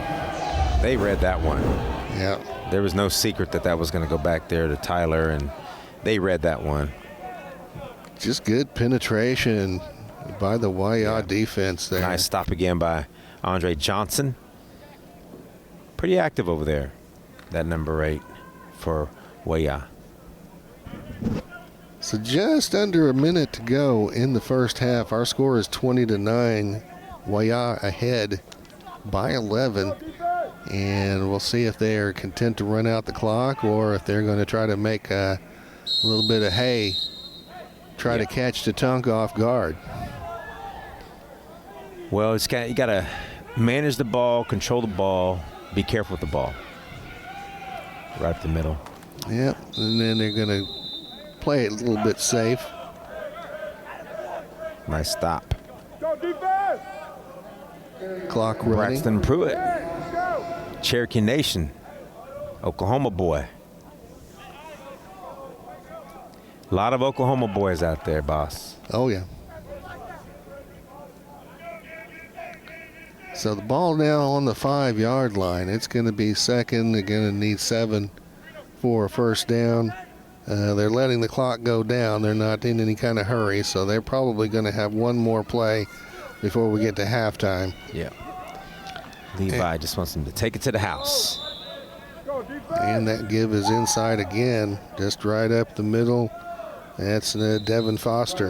Mm-hmm. Terry, I believe that's Terry Hembry on the top, him and Julian. I want to say Scene.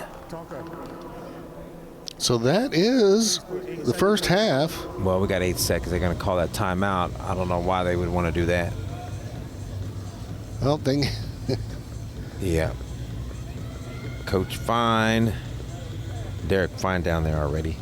I think he still wants to play. I seen him at the 50-yard line before during the national anthem, the practice of it, and he was getting really emotional. And he was saying, when he used to play and he would always hear the national anthem, he just put him in a different world. Mm-hmm. All those players want to get on the main stage. But again, big shout out to Minnesota Vikings for giving, not just these athletes the opportunity, but also their families, their parents to, say that their kid played in an NFL stadium, and maybe give them the drive as well as parents to just keep bringing these boys up and put them in positions. It took a lot to get here, flights and, their hotels. Obviously the athletes are taken care of, but, just to see and realize how special football can be in their kids' life and also in their communities. So we're going to have 10 seconds now on the clock. I guess we're going to run another play. We got third down and about 5 yards to go for the first down. We'll see if they have a surprise for us, if they're going to just run out the clock. And that's going to be a keeper by Trajan Weaver. He almost ran back into his own end zone, but he scrambled around enough. And that's going to do it for the first half. So our score. They got another. Oh, yeah, they ran it out. Go ahead. My bad, Brian. 20-9 is our score here at the Native All-American football game. Oh, yeah. And Tatanka. Here at the U.S. Bank Stadium in Minneapolis, Minnesota, the home of the Minnesota Vikings. This game produced and brought to you by the Native American Athletic Foundation. I want to thank FNX also for the platform for the streaming. Coach, we're really excited. We're watching this game, and this is an amazing opportunity to be here at the Vikings Stadium. Chat with us about how we're looking for, I mean, you're already looking good. Weah's on top. So what are we looking at for the second half? Make a few adjustments. They did some stuff that, not having any film to be able to check and stuff, so we make some adjustments inside. Really happy with how hard our kids are playing, the energy, the smiles. This is a phenomenal environment for our kids to play in and enjoy what they're doing, and we're just excited to have a good second half and try to finish this one off where, Weah comes out on top. I love it. And is this, what are we looking for next year? The Vikings have been absolutely phenomenal helping us out. So, what they've done is unbelievable in their partnership, and this game has grown. I played in this game and a similar game in 2004, so seeing what it is now is astonishing, and I'm super happy with Mr. Stopp and those guys and Derek Fine for running the game the way they do and getting these athletes from all over the country, talking cultural stuff during the week, getting to know each other. It's been a phenomenal experience, for every one of us, and I think the sky's the limit. We don't want to put a glass ceiling on ourselves. We just want to keep jumping and get better and better every year. I love it. Thank you so much. Thank you. Have a great day.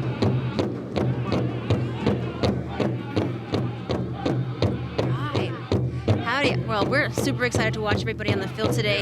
Chavo, let's introduce yourself. Yeah, I'm Ron Green. I'm Choctaw. I'm born in Omaha, Nebraska, but Choctaw Nation. Awesome. And this is tremendous, the opportunities for these young men. Talk to us about what it took to get here. Man, it took them having fantastic years in their senior year of football. From the stats they earned up and then the leadership they showed on their high school teams to get voted here or get picked to come here. So a great trip where they got to tour the stadium, the Vikings facility, and then a lot of good inspirational and informational talks with myself, coaches, and people that we brought in for this program. I dig that. Hop in. Hello, Monging. Keith Vasquez, Res Dog Radio with FNX. Just want to ask you about your second half adjustments with the quarterback going down. What do you guys got in store for that? We got another quarterback. We're going to come in, and he's going to be probably a little bit more short passes, but run game is going good, so we'll be able to, make the defense, keep them honest out there. I see your DBs, your secondary is playing great. 2 picks. What do coaches go about doing to coach them up this week? On that, is just be ready for the deep ball. We know they got a quarterback there that's really good in passing, and so just staying back, using your eyes as a defensive back. And I told him, if only time you jump is when you got the ball, and they make sure they got the ball so far. Good. We'll wrap it up. Thank you, young man. Have a great day. And that was today's halftime show.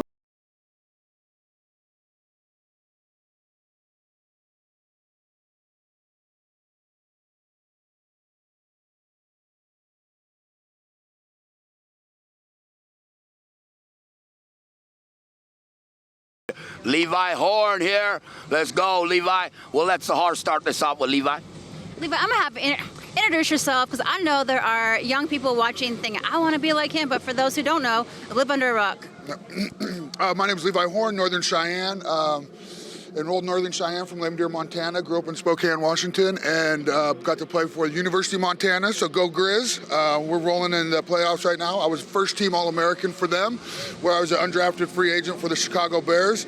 Played there for a couple of years, and actually got to play for the Vikings also. So this is just incredible honor to be the head coach here for Weah. We're up 20-9, so hopefully we can close this out, get this W, and maybe think about coming back next year. So Keith Vasquez getting Res Dog Radio, FNX.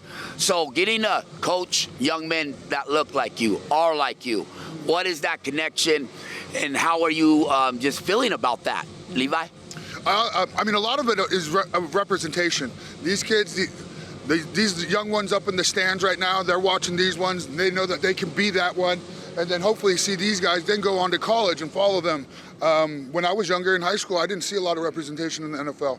There wasn't Brown, there wasn't natives. I looked up to Tony Gonzalez. Him being Indian, him being a Roberto Garza, the Mexican Americans. Yeah. Going there, seeing that, and letting these kids know that they can do it on Sundays is the biggest thing. Nice. Well, let you get back to the game. Have a good one. Being here today is a blessing. But the key thing was I talked to 3 little boys over there, and they said they're going to be here in 6 years. This is what it's really about, right? And making the next generation seeing that they can do it, because that is a true saying. You can't be what you can't see, right? So them being able to see this, knowing they can be this is what it's about. All right, we are back. Ladies and gentlemen, second half. Coming up next right here between Weah and Tatanka here at the 4th annual Native American Athletic Foundation Native All-American game. My main man, Brian. What are you liking about that first half, Brian? Well, there was a lot of defense. The defenses were stepping up, a lot of turnovers, a lot of interceptions and fumble recoveries and things like that. But we were seeing they were going all out. These offenses aren't holding back. They're not just handing the ball off and trying to get somewhere. They're for teams like this that have only been working on their plays for a few days. I mean, they are running some complicated plays and really getting after it. In a matter of 4 days, getting a playbook, getting chemistry, getting attitudes and all that good stuff adjusted, and to get things going here. So about to kick off this second half here. Beautiful, nice, cold downtown Minneapolis, Minnesota. And truly is an honor to be in the booth with you, Brian. Man, you're it's so funny. This guy, I don't want to put your business out there, never been to a pro football game, and he's sitting here knowing all the ins and outs of play calling and formations and all that. So you're pretty bright, man. I can't wait to see what your reaction's like to your first pro football game. I'm looking forward to that too. Yeah. So we're going to start the second half. Tatanka's going to take the ball at the 35. Yep. And forego the formality of the kick. Wapshili is going and taking back. He's got the play calling instructions. Wapshili on the outside. Ooh, laid out there. Got a good gain before he got to the sideline. He's going to pick up 6 yards. It's going to bring up 2nd and 4. Yeah, nice pop by Javen Garcia there. Looks like they give him a little bit of extra credit there. So 4 yards to go, about 4.5 maybe. Cherokee Nation's very own right there on the pop. Wapshili back in there. Yakima Nation doing a great job coming in there, replacing Christopher. And under the gun, Wapshili is going to hand it off in the middle. That's number 4, Darius Flemister. Come on. Like that effort. Going to pick up a couple of yards. Maybe give him credit for 1, so that's going to be 3rd and about 4. I think Wapshili has done a great job just adjusting, getting into the mix and realizing, man, like I'm going from a, whatever, safety, wide receiver, running back, I'm going to play some quarterback here, and I'm going to try to bring this team back. We're 11 down. Let's go. And a little bit of a bobble there, but managed to get the hand off. And that's Flemister. He's going to lose a yard on that one, and it's going to be 4th. That's going to go push it back to about 5. Yeah, I think we need to see Jamie Lewis on this one. Yeah, he's bringing them out. Let's get that ball down there. Let's set up our defense, and let's readjust and see if we can, manage. Yep, they can cover this punt pretty well. They can push Weah back in their own territory.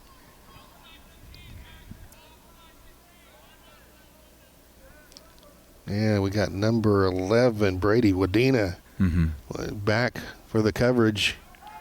Return the punt, and he's going to call for the fair catch.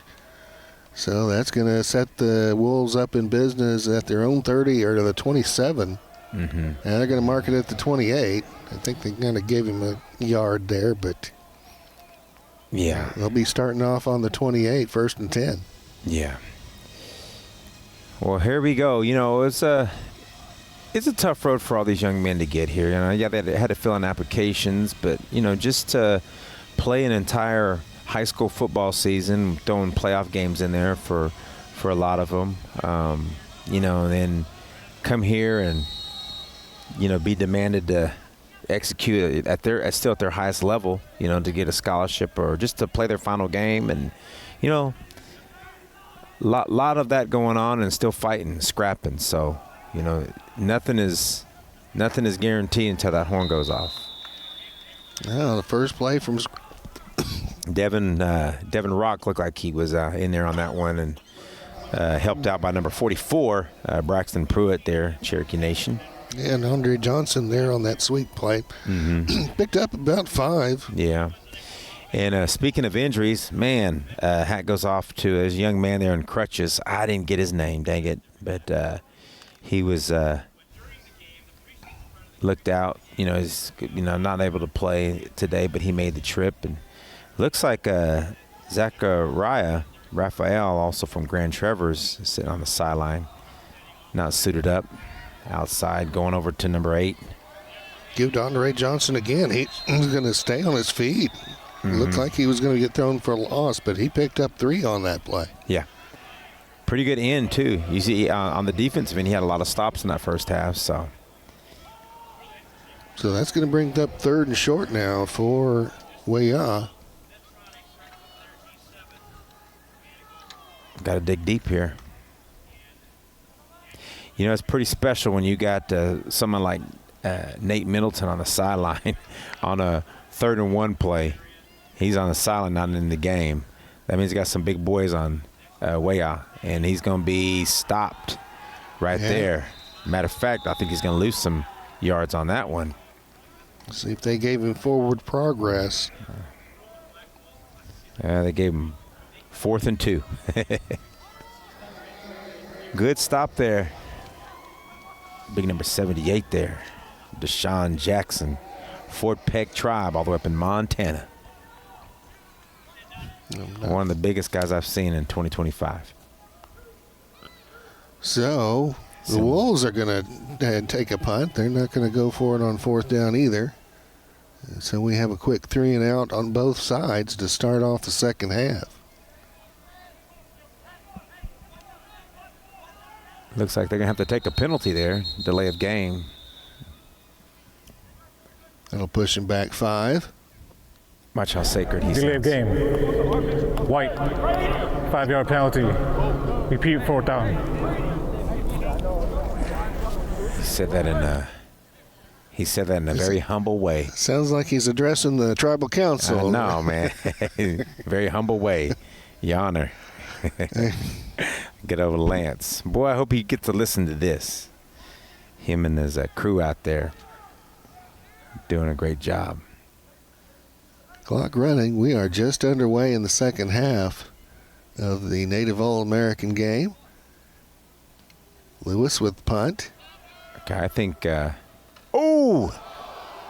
that's going to be attempted to field. That lost. That's not.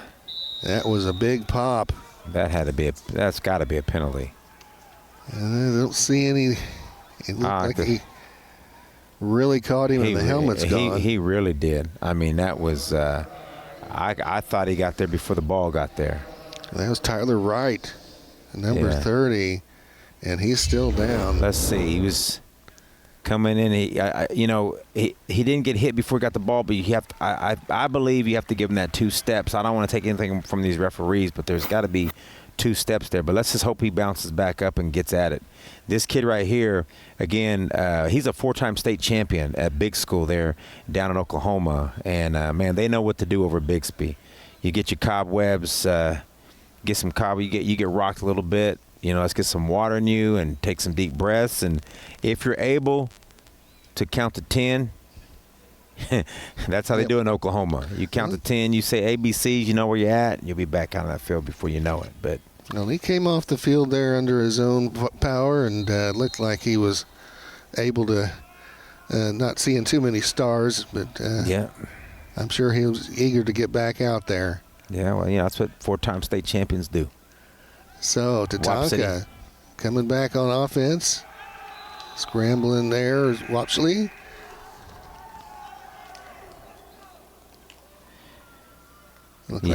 Yep, he's popped a little slow to get up, but he looks like he's okay. You know, Wapshile is just, you're doing good. Settle down. You know, well, it's a, bad snap, but he recovered that, and he's going to get this down. Wapshile will be just fine filling in for Ellert. We'll get this thing turned up here. So 2nd and about 12 now for the Bison. And that's going to be a give up the middle. Boy, look like Amon Green right there. That's Flemister from the Winnebago tribe. He's going to pick up 4 or 5. Well, there you go. He's from Nebraska as well.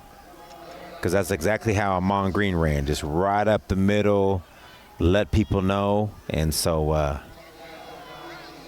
get this thing rolling here. Picked up 7, so it's going to be 3rd and 5. Now for Tatanka.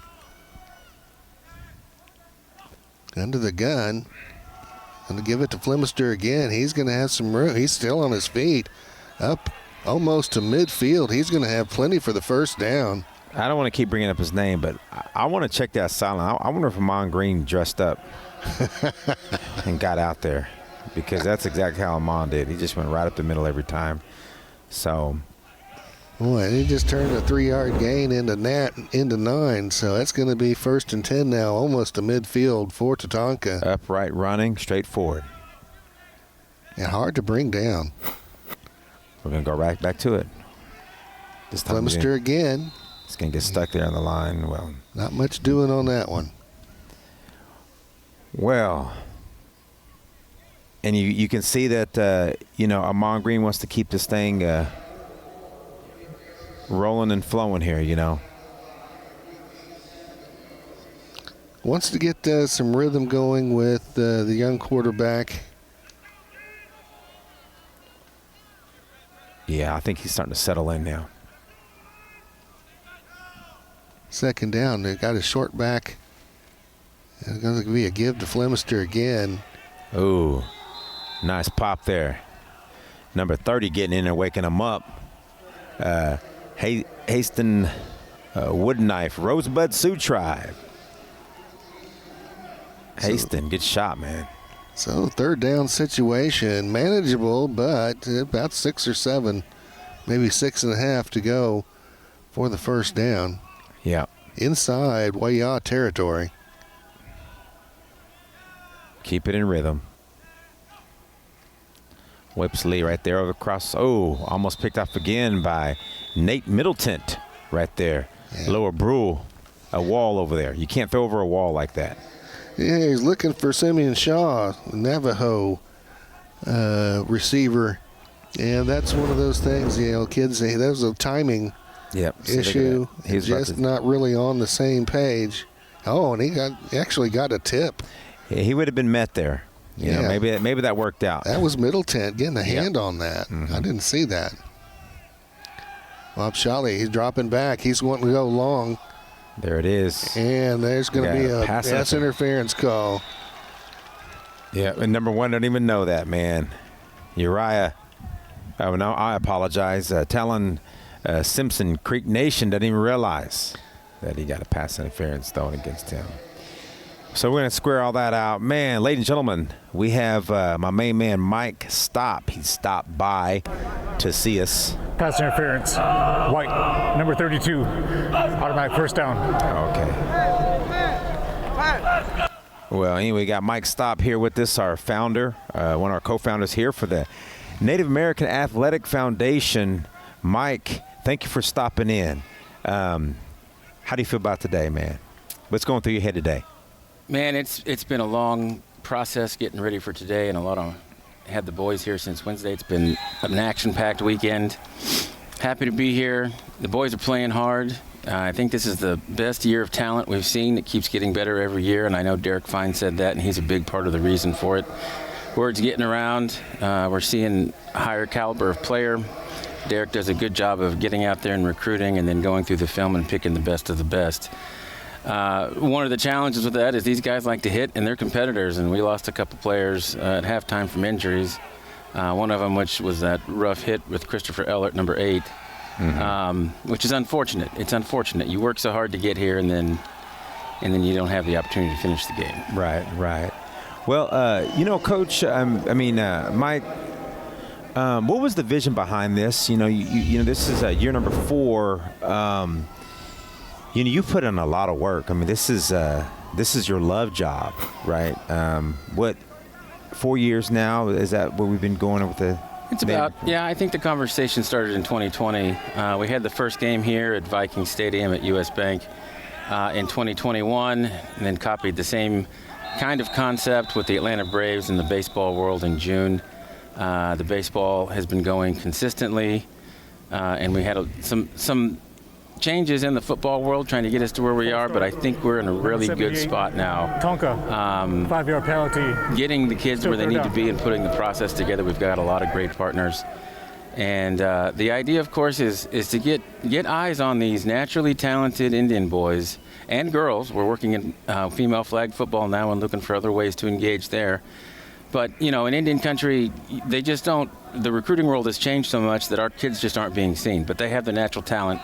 They need the coaching, they need the mentorship, and they need the opportunity. Once you give it to them, they take off with it. There's a lot of history in American sports where American Indians were at the very beginning of it. Oh, what a good throw. Oh, my gosh. Wapshili, that was a good pass, a little out there. I guess I'll break these 3 questions up for you, and you can kind of answer them as we kind of go play by play here. But the first one is, how are you feeling today, seeing what has transpired today? How are you feeling personally? The second question would be, what is it going to mean to you that a kid is going to potentially get a scholarship right now because of this game? I'm sure there's a scout out there watching, and that third question would be how does it make you feel to see some of these boys out here the last time they put on pads today? So how you feeling? We'll go with that one. How are you feeling today? Well, I'm feeling a little tired, but excited. It's been a long week. Another interception. Okay, that was an interception. Brian, what do we have there? I didn't pay attention. Well, it was 4th down and long to go. The scramble there by the quarterback for Tatanka. Kind of threw it up for grabs. Waya came out in the end zone, so it was a touchback, and Wolves will take over have it on their 35. Kind of almost like a punt. So, yep. Okay. So I'm excited. This is the best iteration of this game that we've done. Like I said, it's getting closer to being a well-oiled machine. There's obviously issues, and I heard you talking earlier that there's some challenges that we have, and I also want to apologize to some of the families if their jersey number is wrong. We have to make decisions well in advance, and having people come from all over the country 4 days before the game, sometimes there's some hiccups. So I apologize for that, and we try to fix them as we go. But this is a great class of boys, and it's been the best event we've had so far. Yeah, man. I mean, it is. I never thought it would, topple last year's game. That was a wild game. That was a fun game. That was a fun weekend. There's some of these boys. They're auditioning today. There's some scouts up in the stands right now, and how does that make you feel to know that there's a young man that's potentially going to get a scholarship after today's game? Yeah, so that's what this is all about, right? Making sure that they're getting viewed by the people they need to be viewed by.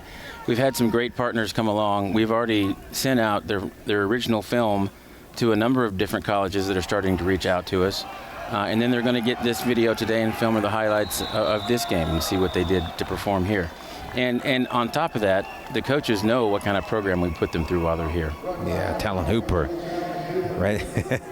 Talon Hooper, boys, letting them know. Getting some carries. Yeah, my name was called today. Mike, again, I want to apologize. I mean, I don't want to keep going back about yesterday's game between Army and Navy, but you played ball. You played ball, and there was a time in your life where, man, I can't believe I'm taking these pads off for the last time. What does it mean to you to some of these young men? They're going to do other things, go to college, and maybe focus on basketball or academics, and this is their final game. What does that mean to you to know that they're ending their career here today? Yeah, so I'm wearing my Army socks. It's all right. That's how it goes, ups and downs. What was the score of that game the other day? Don't go there, Brian. 16-17, I believe. I want to keep him in this interview, but Hey, he's going to throw this headphone down. He's going to throw this headset down and take off on me. We only beat Navy one time when I was at the academy. That's how it goes. You know, it was tough for me to stop playing ball. Loved it. I knew that I wasn't going to go on and do big things there. But the opportunity to play Division I ball was outstanding for me. And I hope some of these guys get that. But I also understand, there's a false start. Also understand that it's not going to be everyone who can do that. And sometimes there's injuries that happen. So part of what we do here, it isn't just teaching football techniques. We want to teach them life lessons. We want to teach them how to work through failures, how to work through setbacks. It doesn't just make you better on the field, it makes you better in life. And we really are trying to develop community leaders through our program here. And we use sports as a way to keep them engaged. Yeah. Hey, man, last question before I let you get out of here. I asked this to our athletic director, Derek Fine. What can we do, Indian country and organizations, even as tribes, to play our part in the Native American Athletic Foundation, through, whether it's through sponsorship, donations, resources. How can we play our part? Because this belongs to, you set this up to make this belong to all of us out here. That's absolutely right. And that is very important to me and to the board to make sure that we are setting this up not to be for us, but to be for the boys. And in that same vein, we are committed to making sure this happens, and it happens at a high-class level every year.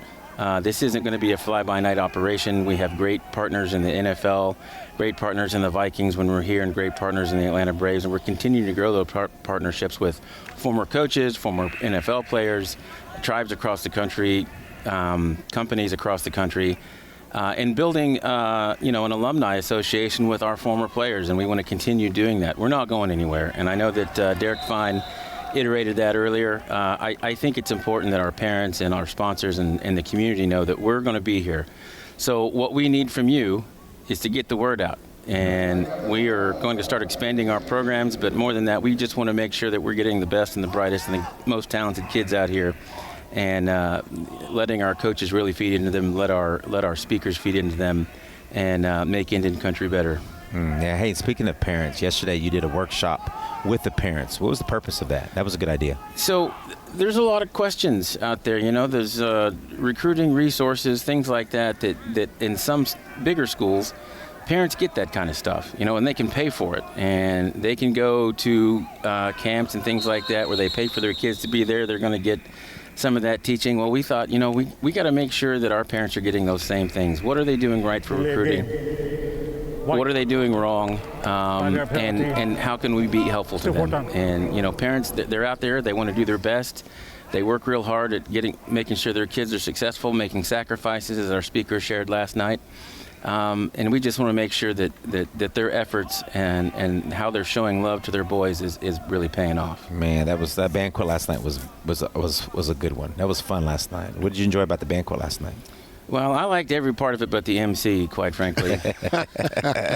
Brian, the food was great. The food was great. The speaker was absolutely amazing. Yeah, Jeremiah did a great job. But the MC, he tried to take the show and make it his own, I thought the MC's suit was pretty awesome. The suit was liked good. That suit. I don't think it was worth taking a picture of and sending anybody, but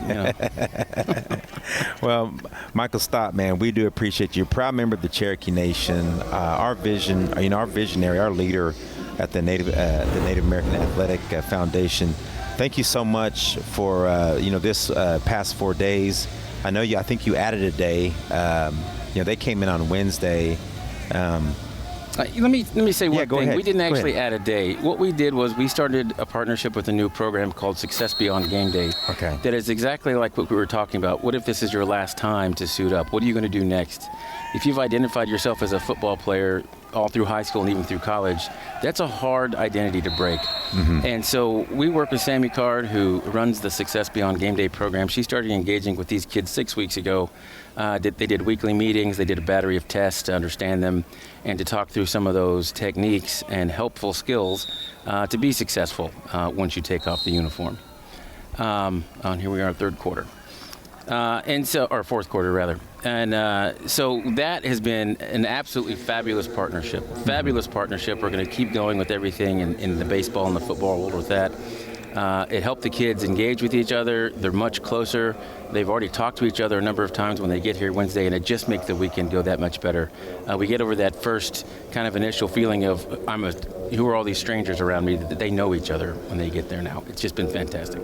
Right, yeah, and that was great. A lot of kids, a lot of young men, they talked about mental health and, just the sports psychology, that perspective and all that. It's good stuff, And we are going into the fourth quarter. I don't want to take you away from the game anymore, but what a great 4 days. And we're all going to be going our separate ways here momentarily, but we got another full quarter. And again, Michael Stott, proud member of Cherokee Nation of Oklahoma. Thank you for being our leader and pushing this and moving this. And we have some phenomenal, everybody back home, we got phenomenal coaches here that played Division I, that played pro ball, and giving these young men the best. Amon Green, four-time Pro Bowler, 12 years in the NFL. He's sitting here, taking the reins for Tatanka.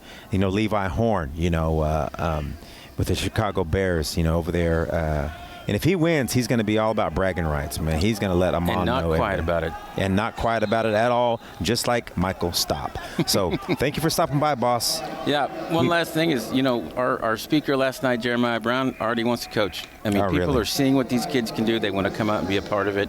I just want to say thank you to you two guys. This is your second year to do this with us. I hope to keep you around.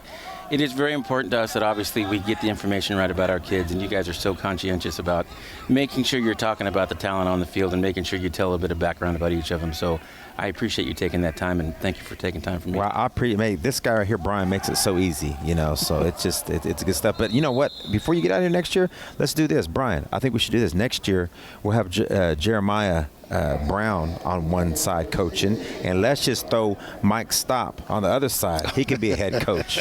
If I get back on the field, I want to be a white hat. That's where my passion is. I love it. I love officiating. That's part of my passion. I do it Friday nights, and I just love being back on the field.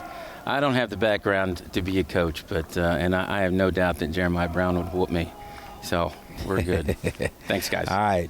Michael Stopp, ladies and gentlemen, thank you very much for stopping by with the Native American Athletic Foundation. And like he was saying, play your part. We do football, we do baseball with the Atlanta Braves, and just a great visionary, and he has a great team, and the rest of our whole crew. We're just honored to be here to be a part of this. So we'll go ahead and jump back in here to this fourth quarter. Everybody back home, thank you for putting up with me and my interviews with everybody. So we're gonna get football these last 11 minutes. So I believe we're gonna go back over here. Waya's got the ball, and let's see if they can keep this, or if Tatanka has some fight in them to turn this game around. Tatanka's, we still got 11 minutes to go in the game, and they've got time. It's a 2-score game. They need to get a stop and get the ball back. These things can happen. We saw some fireworks last year. It's kind of the same kind of thing. And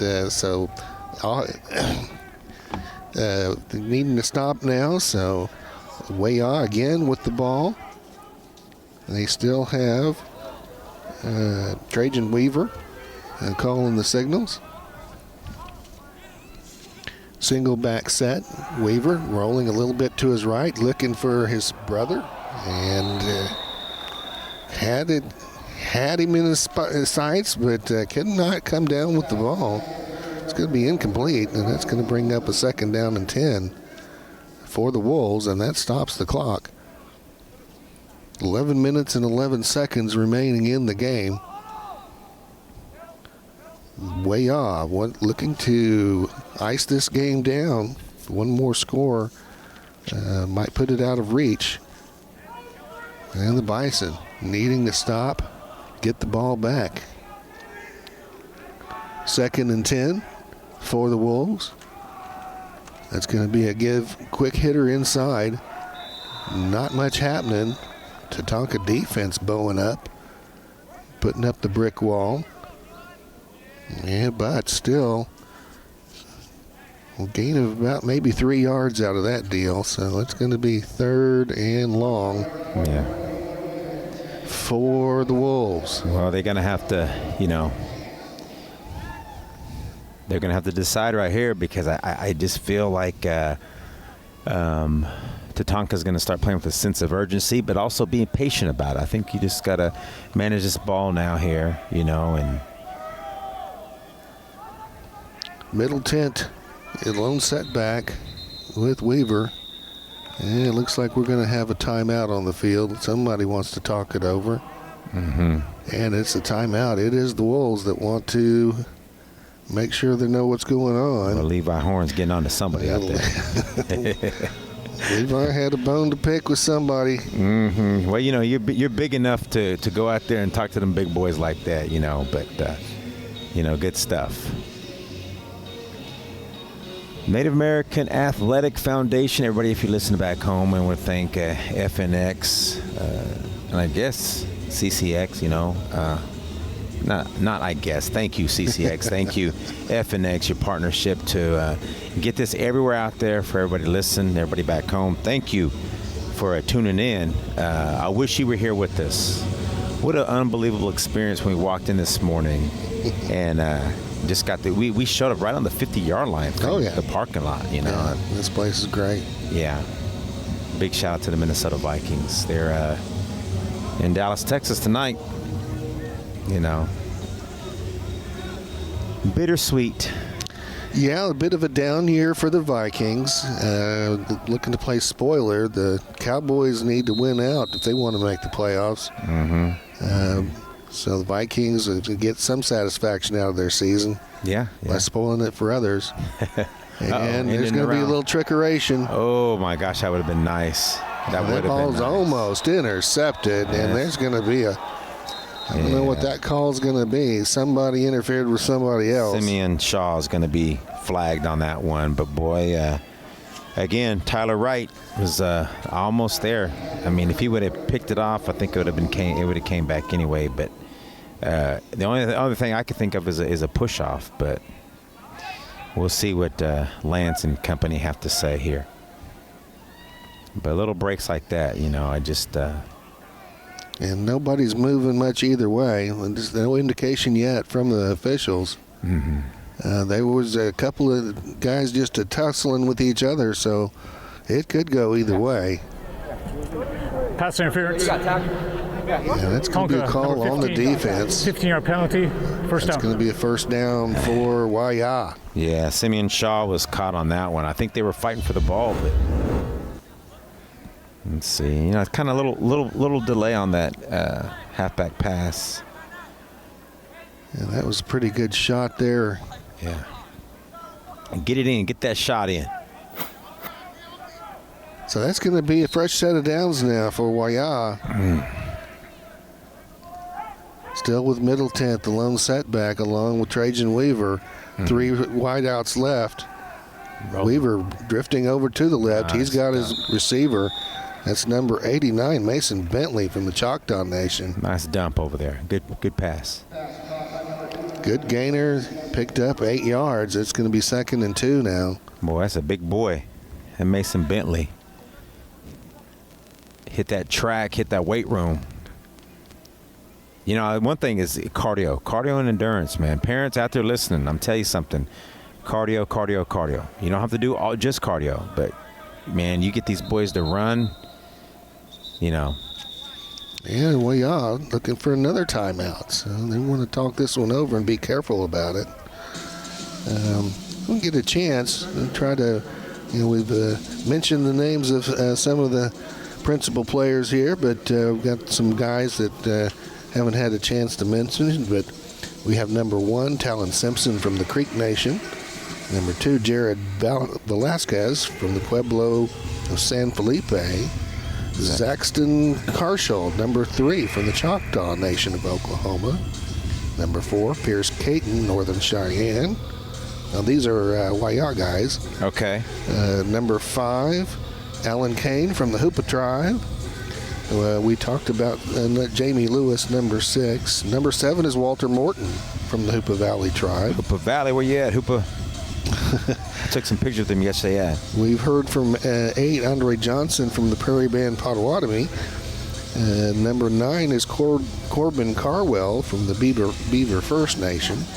Yep. And number 14 is Javen Garcia from the Eastern Band of Cherokee Nations. And we did talk about number 11, Brady Wadena from the White Earth Nation. Trajan Weaver, Oglala Lakota. So we'll try to get some of those guys Number mentioned. 12, yeah. In between, put some plays here. Yeah. Oh, brother to brother. That was Weaver to Weaver. Another nice pass. Trajan over there to his twin brother. Is that correct? It is a twin brother, okay. yes. Onzi Weaver. Roll out. This is that play. You know what this play was called? Brian, this was called, hey, man, backyard number 1. You know what I'm saying? That's what it's called. Well, good job by Onzi there, stretching out. Backyard out, backyard in, backyard over the top. That's their 3 plays. All right, he's going to take it. And the Wide keeper by Trajan Weaver. He's going to be close to the first down. We'll see where they mark it. That was a nice solo tackle by Jonathan Saylor, Eastern Band Cherokee Nation. Good shot, Bros. And you're going to mark it. He would have been gone. He would have been gone if he wasn't there. And it's going to give them enough for the first down. So the Wolves into getting close to the red zone. They're at the 28-yard line. 1st and 10. And you got Middleton in the backfield. Lining up in an I to behind, and he's going to be quick give to Middleton. He's looking for room on the outside. He's going to be corralled. He's going to pick up a couple of yards. Yeah, only 6 of them had to take him down over there. So I would name off all 6, but they were all there. I know Hembry was over there. Again, Saylor was over there. And 4 other defenders are over there. But this kid, man, good grief. The dynamic duo of the brothers. You know, all these guys come from South Dakota. You know, Weaver Brothers and Middleton over at Lower Brule. South Dakota is proud today. So Middleton lining up to the left. We got 3 wideouts right, 1 left, but Weaver rolling left. He's going, and it's almost intercepted. Almost picked off there by, he's getting a name out there. Jonathan Saylor, once again, Eastern Band Cherokee Indians, was almost there to pull that one in. I maybe thought about a little bit trying to run the ball before. Nice little. Oh, I just about had it. It hit his hands and he's just hitting himself in the head. Just wanted that one back. Hey, man, how the day's going for Tatanka right now? Just almost there, and we'll see. 3rd and long now. Tatanka needing the stop. I'm liking this matchup on the lower part of the screen.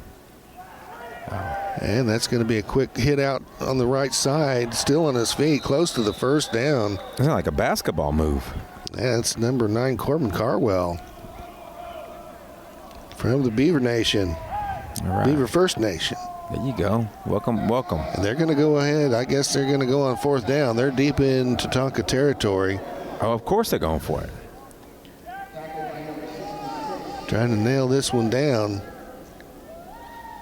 I'm going to say Weaver to Middleton. 7 minutes, 20 seconds left in the game. Tatanka needing a stop here. Oh, they got that formation.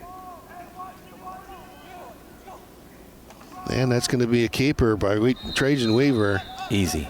First down. And he's got enough and more.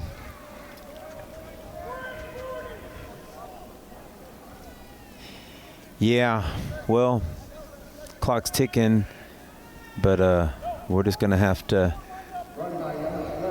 figure this out. Tatanka's going to have to figure this out pretty quick. Tatanka still with time. Mm-hmm. They need to get the ball back. But it's going to be a score here by the Wolves. Might put it out of reach. It could. It could happen. Oh, 1st and 10 now. for the Wolves, and that is going to be to middle tent. No, I think that's going to be over to Hooper. How did we get there? Talon Hooper getting his first little carry. So there. it is, yeah. He's carried the ball a few times. Oh, he has? Okay. Haven't seen him since the last possession, but another carry for him. Hooper from the Cherokee Nation. Yeah. Picked up about 4 yards. It's going to be 2nd and 6 now for the Wolves, and there's somebody jumped. So that's going to push him back. A good break. Well, Wolves are putting the other way. Oh, they are? Encroachment. And they're going to call encroachment. It is. They're right. It is on the Tatanka. Did not need that kind of business. That gives them a gift of 5 yards. Yeah, it's going to be on Braxton Pruitt right there, Cherokee Nation. Just got in there a little too soon. So 2nd and short and inside the 10-yard line. All right, we've got to tighten up on this defense. Inside to Hooper, and he's going to try to get up there to the first down. It depends on what kind of forward progress they give him. I think they're going to mark him short of the first down.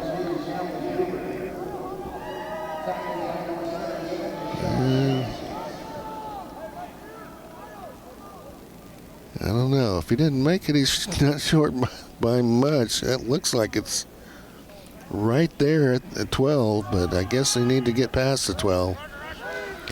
So, well, no, it's 1st and goal. They did give him the first down. They give him the first? Okay. So Weaver looking to go upstairs. I don't know.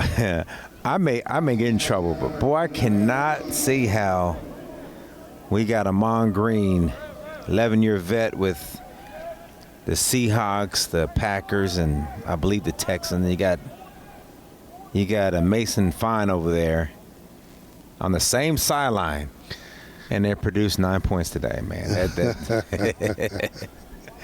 I'm up here in the booth. I head for the airport right after this, so they're gonna have to pick me up next time. But two fine offensive players in their position. Man, that's going to be a give to Hooper. No, I think that's going over to. Nope. That is number 30. Yeah. Haston Wooden Knife. All right. With his first carry of the game. Rosebud Sioux Tribe. All them butters. All them butters back in South Dakota. All them butters back on Rosebud. Just happy that he got in the end zone today. So first carry of the game for Haston Wooden Knife, and he makes it count. 6 points. 26-9 now is our score. And Lewis coming on to attempt the extra point. Now, Brian, with the score, these teams are matched. They're evenly matched. I mean, Tatanka dominated that first period, and got on the board first, and once I don't know. I think when their quarterback went out, it was a little tough to adjust. It was a little tough there for Wapshini to adjust. There he is. Nice little run. So Jamie Lewis, with his best extra point effort of the day, got that one well through the uprights. Well, Wooden Knife was going to score. He was going to score, Devin Rock's been playing tough all day, and they don't throw to him. That's one thing I noticed all game. They don't throw to him, so they had to run it to him, and he had more real estate than Devin had. But there he is. Look at him. Flex up here, boss. Everybody see my FNX CCX today. Loving it. So it looks like we are going to the automatic touchback and dispensing with the kickoffs, which makes sense. All right, Tatanka now with their backs against the wall, needing a score and needing to do it quickly. Come on, Wapshili. Let's go. Yeah, that's going to be a give, and that's going to be Flemister. Oh, man. He was stopped right there by wooden knife, I believe. So a pickup of maybe 3. They're going to call that 2nd and 7.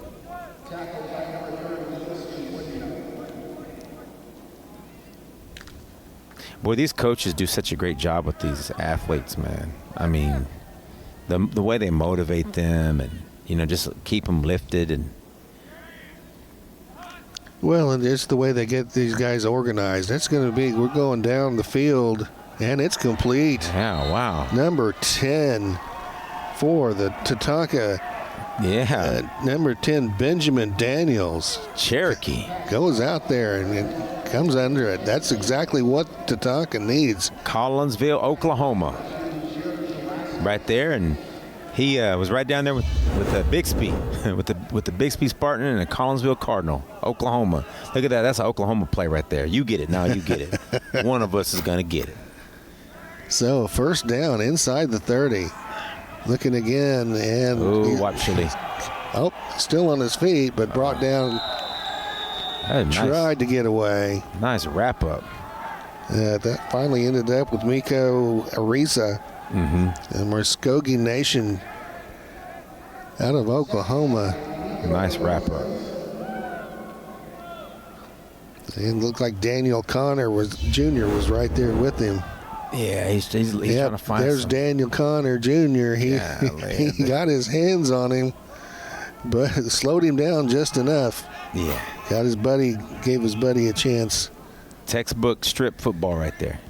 I mean, textbook defense right there. Strip that football. So 2nd and long.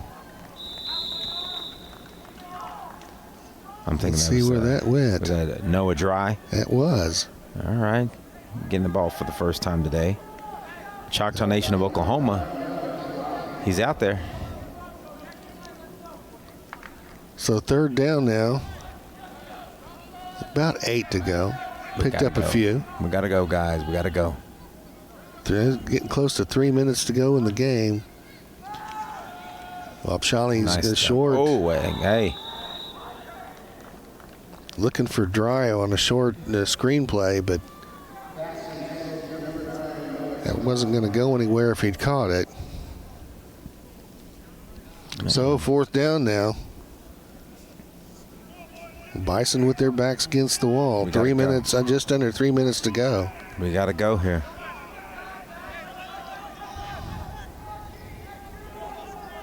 We got to go here. Don't turn it over on downs. We need a first. Dropping back. Run.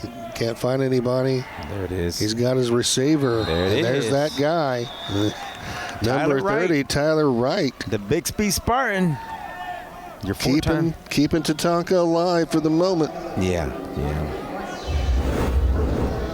Wapshile was just looking for it, trying to find anybody, then found him right there. Nice little dump, right where he needed to be. Good throw, good catch.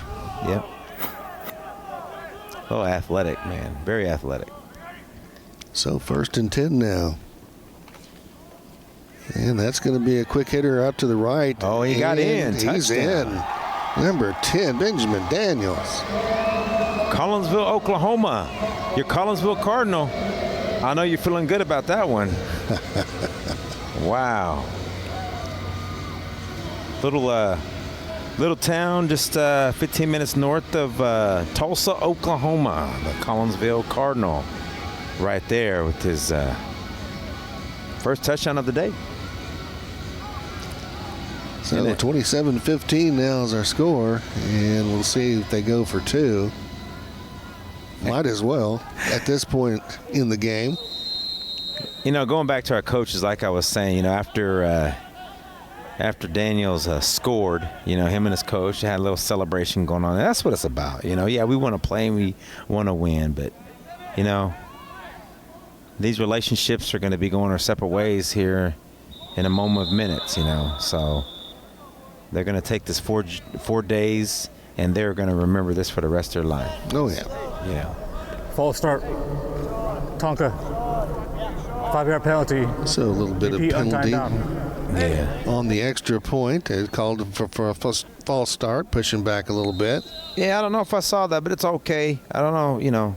I think I think my man Lance just wanted to be heard one more time. Right in the backfield, running the Wildcat. Just run that bad boy. Trying to find somebody to throw it to.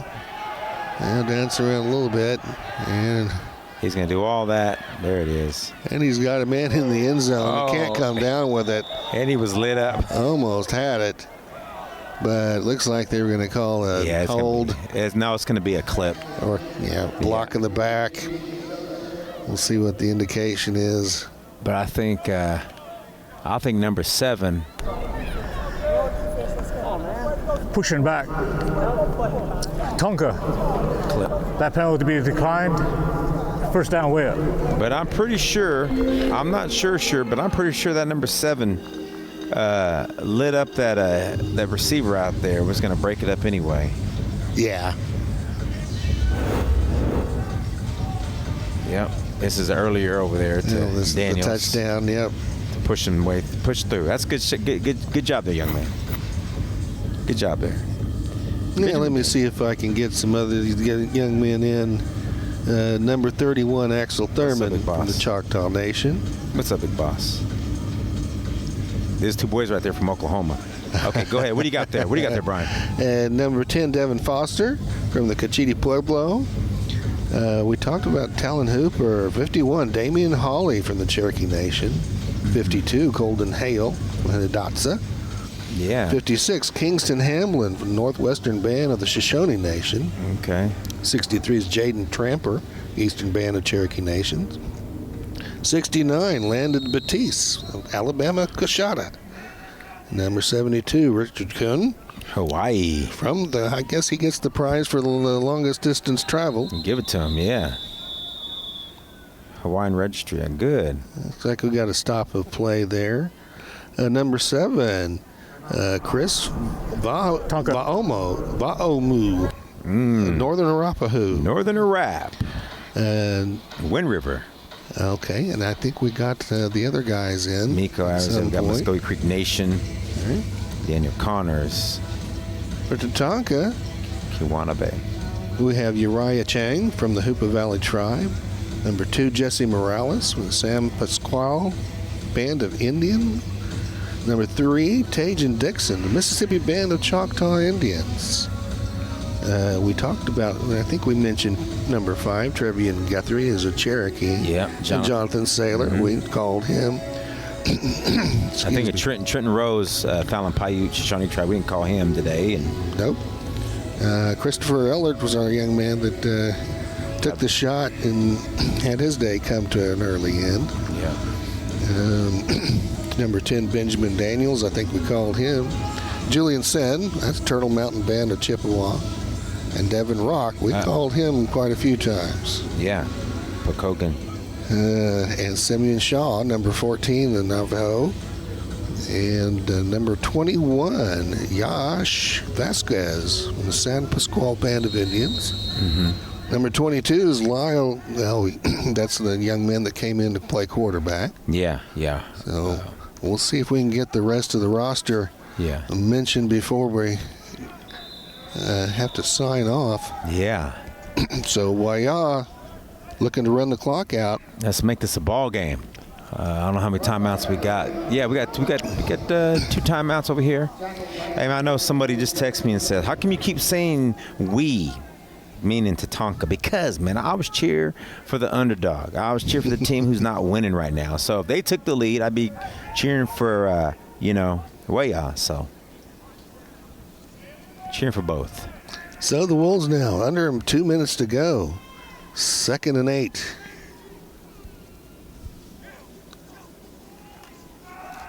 And that's going to be a get Tatanka. Nice Good tackle. Penetration. They're going to be thrown for a loss. Deshaun Jackson for Peck. Boy. Andre Johnson for Waya. I'm glad I wasn't tackled by that dude. So, looks like we have Tatanka calling a timeout. So, we can go back to Team Tatanka. We got number 23, Cody Haggard, from the Confederated Salish and Kootenai tribes. Salish Kootenai. And number 30, is that how you say it, Kootenai? Yeah, Sailors Kootenai. Sailors Kootenai. All right. Number 30, Tyler Wright. Well, we talked to him a lot tonight. Number 32, Jace DeSoto from the Tula River Yokut tribe. Yep. Number 42 is Terry Hembry, Ottawa tribe of Oklahoma. Number 44, Braxton Pruitt, the Cherokee Nation. Number 45 is Aiden Jones from the Pawnee Nation. Yeah. Camden, I know you're watching. And number 50, Hunter Kindness from the Crow tribe. Number 51, Gabriel Mendez, the Turtle Mountain Band of Chippewa.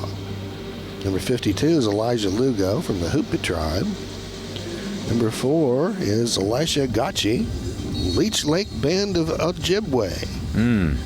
Number 56, Anthony King Burgee, Rosebud Sioux tribe.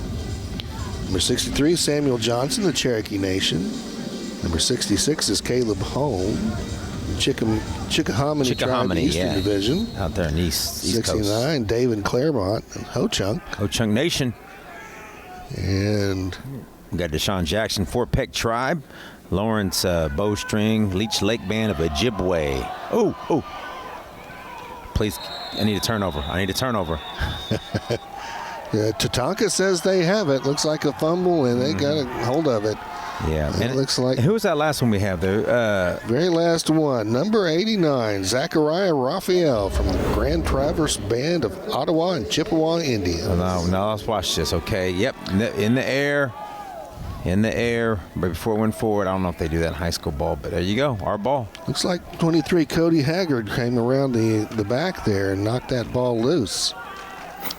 And it was 58, or 56, was it?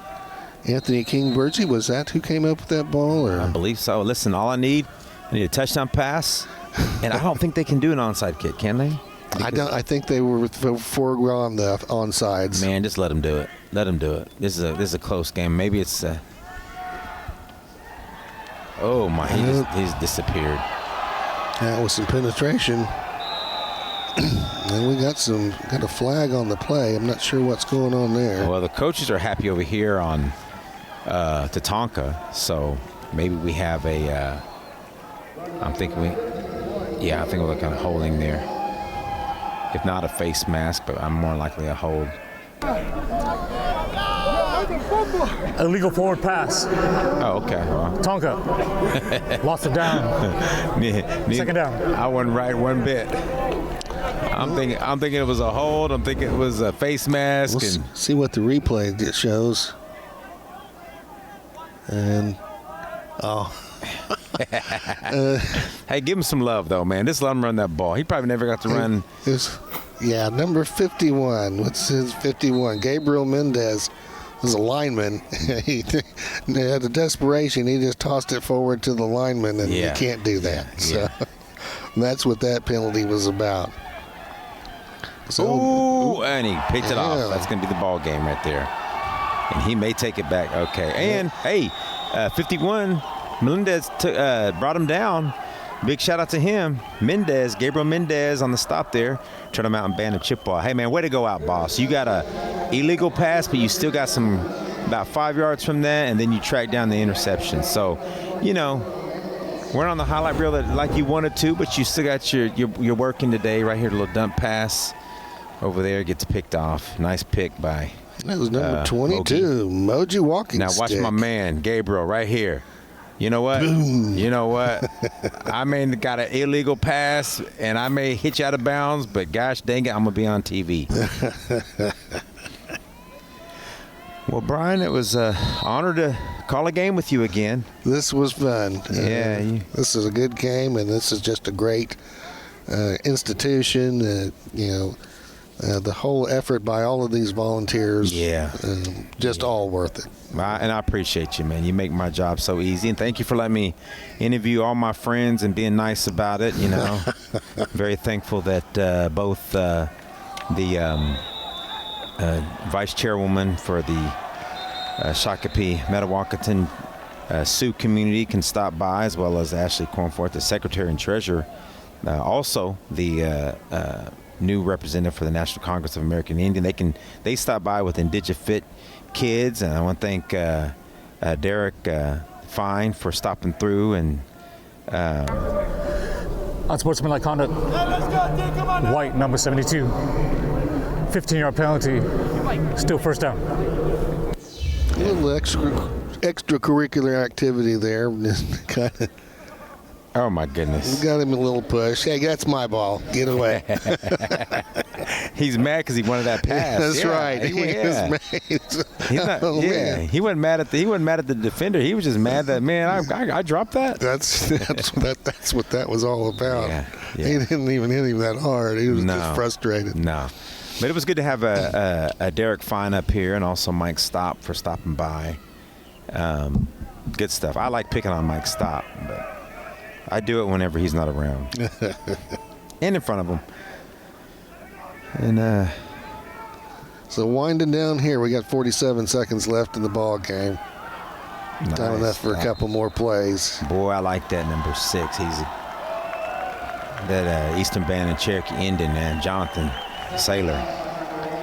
Good stuff. Levi Horn getting trenched there.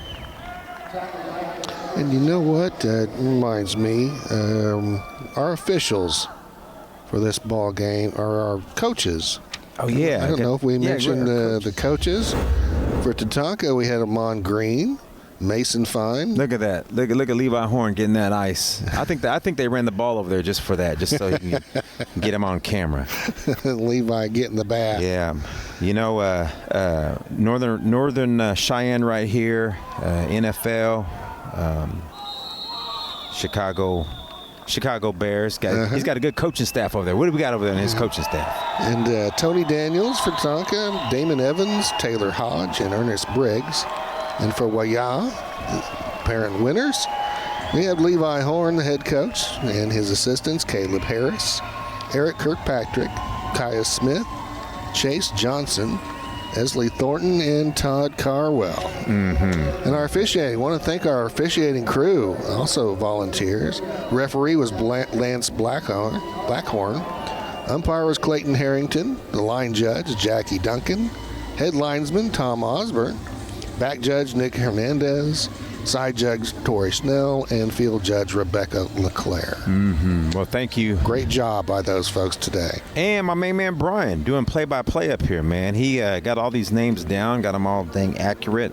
I've been all over Indian country, and I didn't get anybody's name accurate. So, but we're going to wrap it up here. Thank the studio. Again, I want to give a big shout-out to CCX Sports. I want to give a big shout-out to FNX for giving me and Brian the opportunity to come and call this game. And again, we want to thank the Native American Athletic Foundation and the Minnesota Vikings, as well as the IndigiFit Kids and all of our sponsors for just making this possible. These 4 days have been an amazing journey for all of these athletes here who will all, say one more prayer, hug each other, high five each other, and they'll all go their separate ways, as they go on to, play college ball elsewhere, or, some will hang it up for the final time and go be academic scholars elsewhere, somewhere else doing good things. But we want to thank our coaches, our board of directors, and all of our volunteers for this 4th annual Native American Athletic Foundation Native All-Star Game right here in Minneapolis, Minnesota. Mr. Levi, who do you got for offensive MVP? We got the big man himself, Nate Middleton.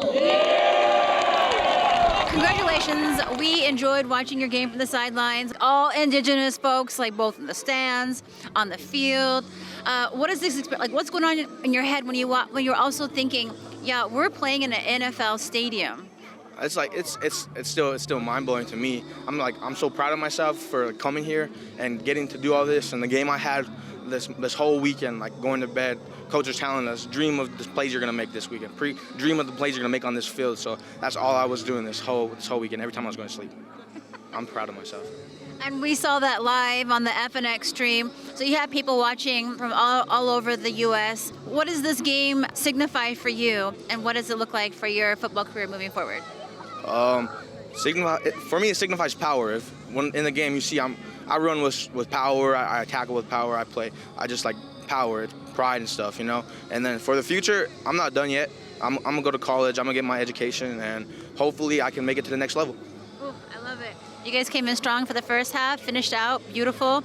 Any words for our viewers?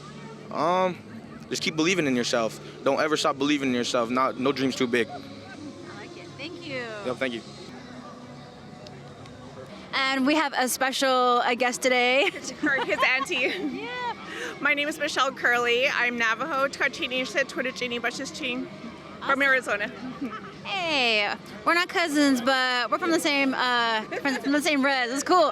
Literally, we're all from the res, and we are here in Minneapolis. We're playing in the Vikings stadium. Super exciting. What was going on in your head during the second half, like coming in after halftime? What were you thinking? I was very excited. The adrenaline was going through. We were up 29, and I knew we needed to stay locked in to be able to compete at this level. And as we did, we came out with the W. Very excited for it. Yeah. So now that you know, you have played here on the turf. Now, moving forward, what are your future aspirations? My future aspirations, played here on the turf, that keep working hard. You can be able to play here in one day and keep the hard work, dedication, mindset, good mindset, keep your nutrition up, and to be able to compete, be coachable. That's one good thing, to be able to play here in the fancy stadium, play anywhere you want, just to be great. And what is it? I mean, this is a whole field full of Native people, Indigenous people in the crowd, people, like, everyone's here to support y'all. So what does that mean to you to be Indigenous and to play, I mean, I'm going to put it into the universe, like, to see you potentially play here at NFL Stadium? That would be great. That's honestly a very goal, very dream, to be able to play for all the young athletes around here. Like, if you look around, all these young kids, and it's just great to be looked up to and be able to be like, oh, he did this, he can do that. Anybody can be anything. Just put in the hard work, the late nights, early mornings, to be able to play in a great stadium like this. I love it. I'm just really excited. And you have made quite the journey. What was it like to make it out here, and what is that journey like? They have been here, they've been practicing, they've been studying, they've been going through a lot of leadership skills. So I'm so glad that he had this opportunity to come here and be a part of all this. And I hear you've also were able to see the game on the app and share that with folks back home. What does that feel like and be in terms of like visibility? Yeah, we wanted our family to watch, our nephew, our brother, our cousin, our little one, come and play. And we're just all so proud of him. And we have everybody from Arizona watching him today. Thank you. Anything you want to say to young people just like yourself out there? Just keep working hard, keep a good mindset. This is a great opportunity to be able to have it. And keep your nutrition up. That's one good main thing. That's what I do. And to be able to get here, stay healthy, prevent injuries, and basically it's great. Like, I love it. I'm proud of you. Thank you. Have a great afternoon.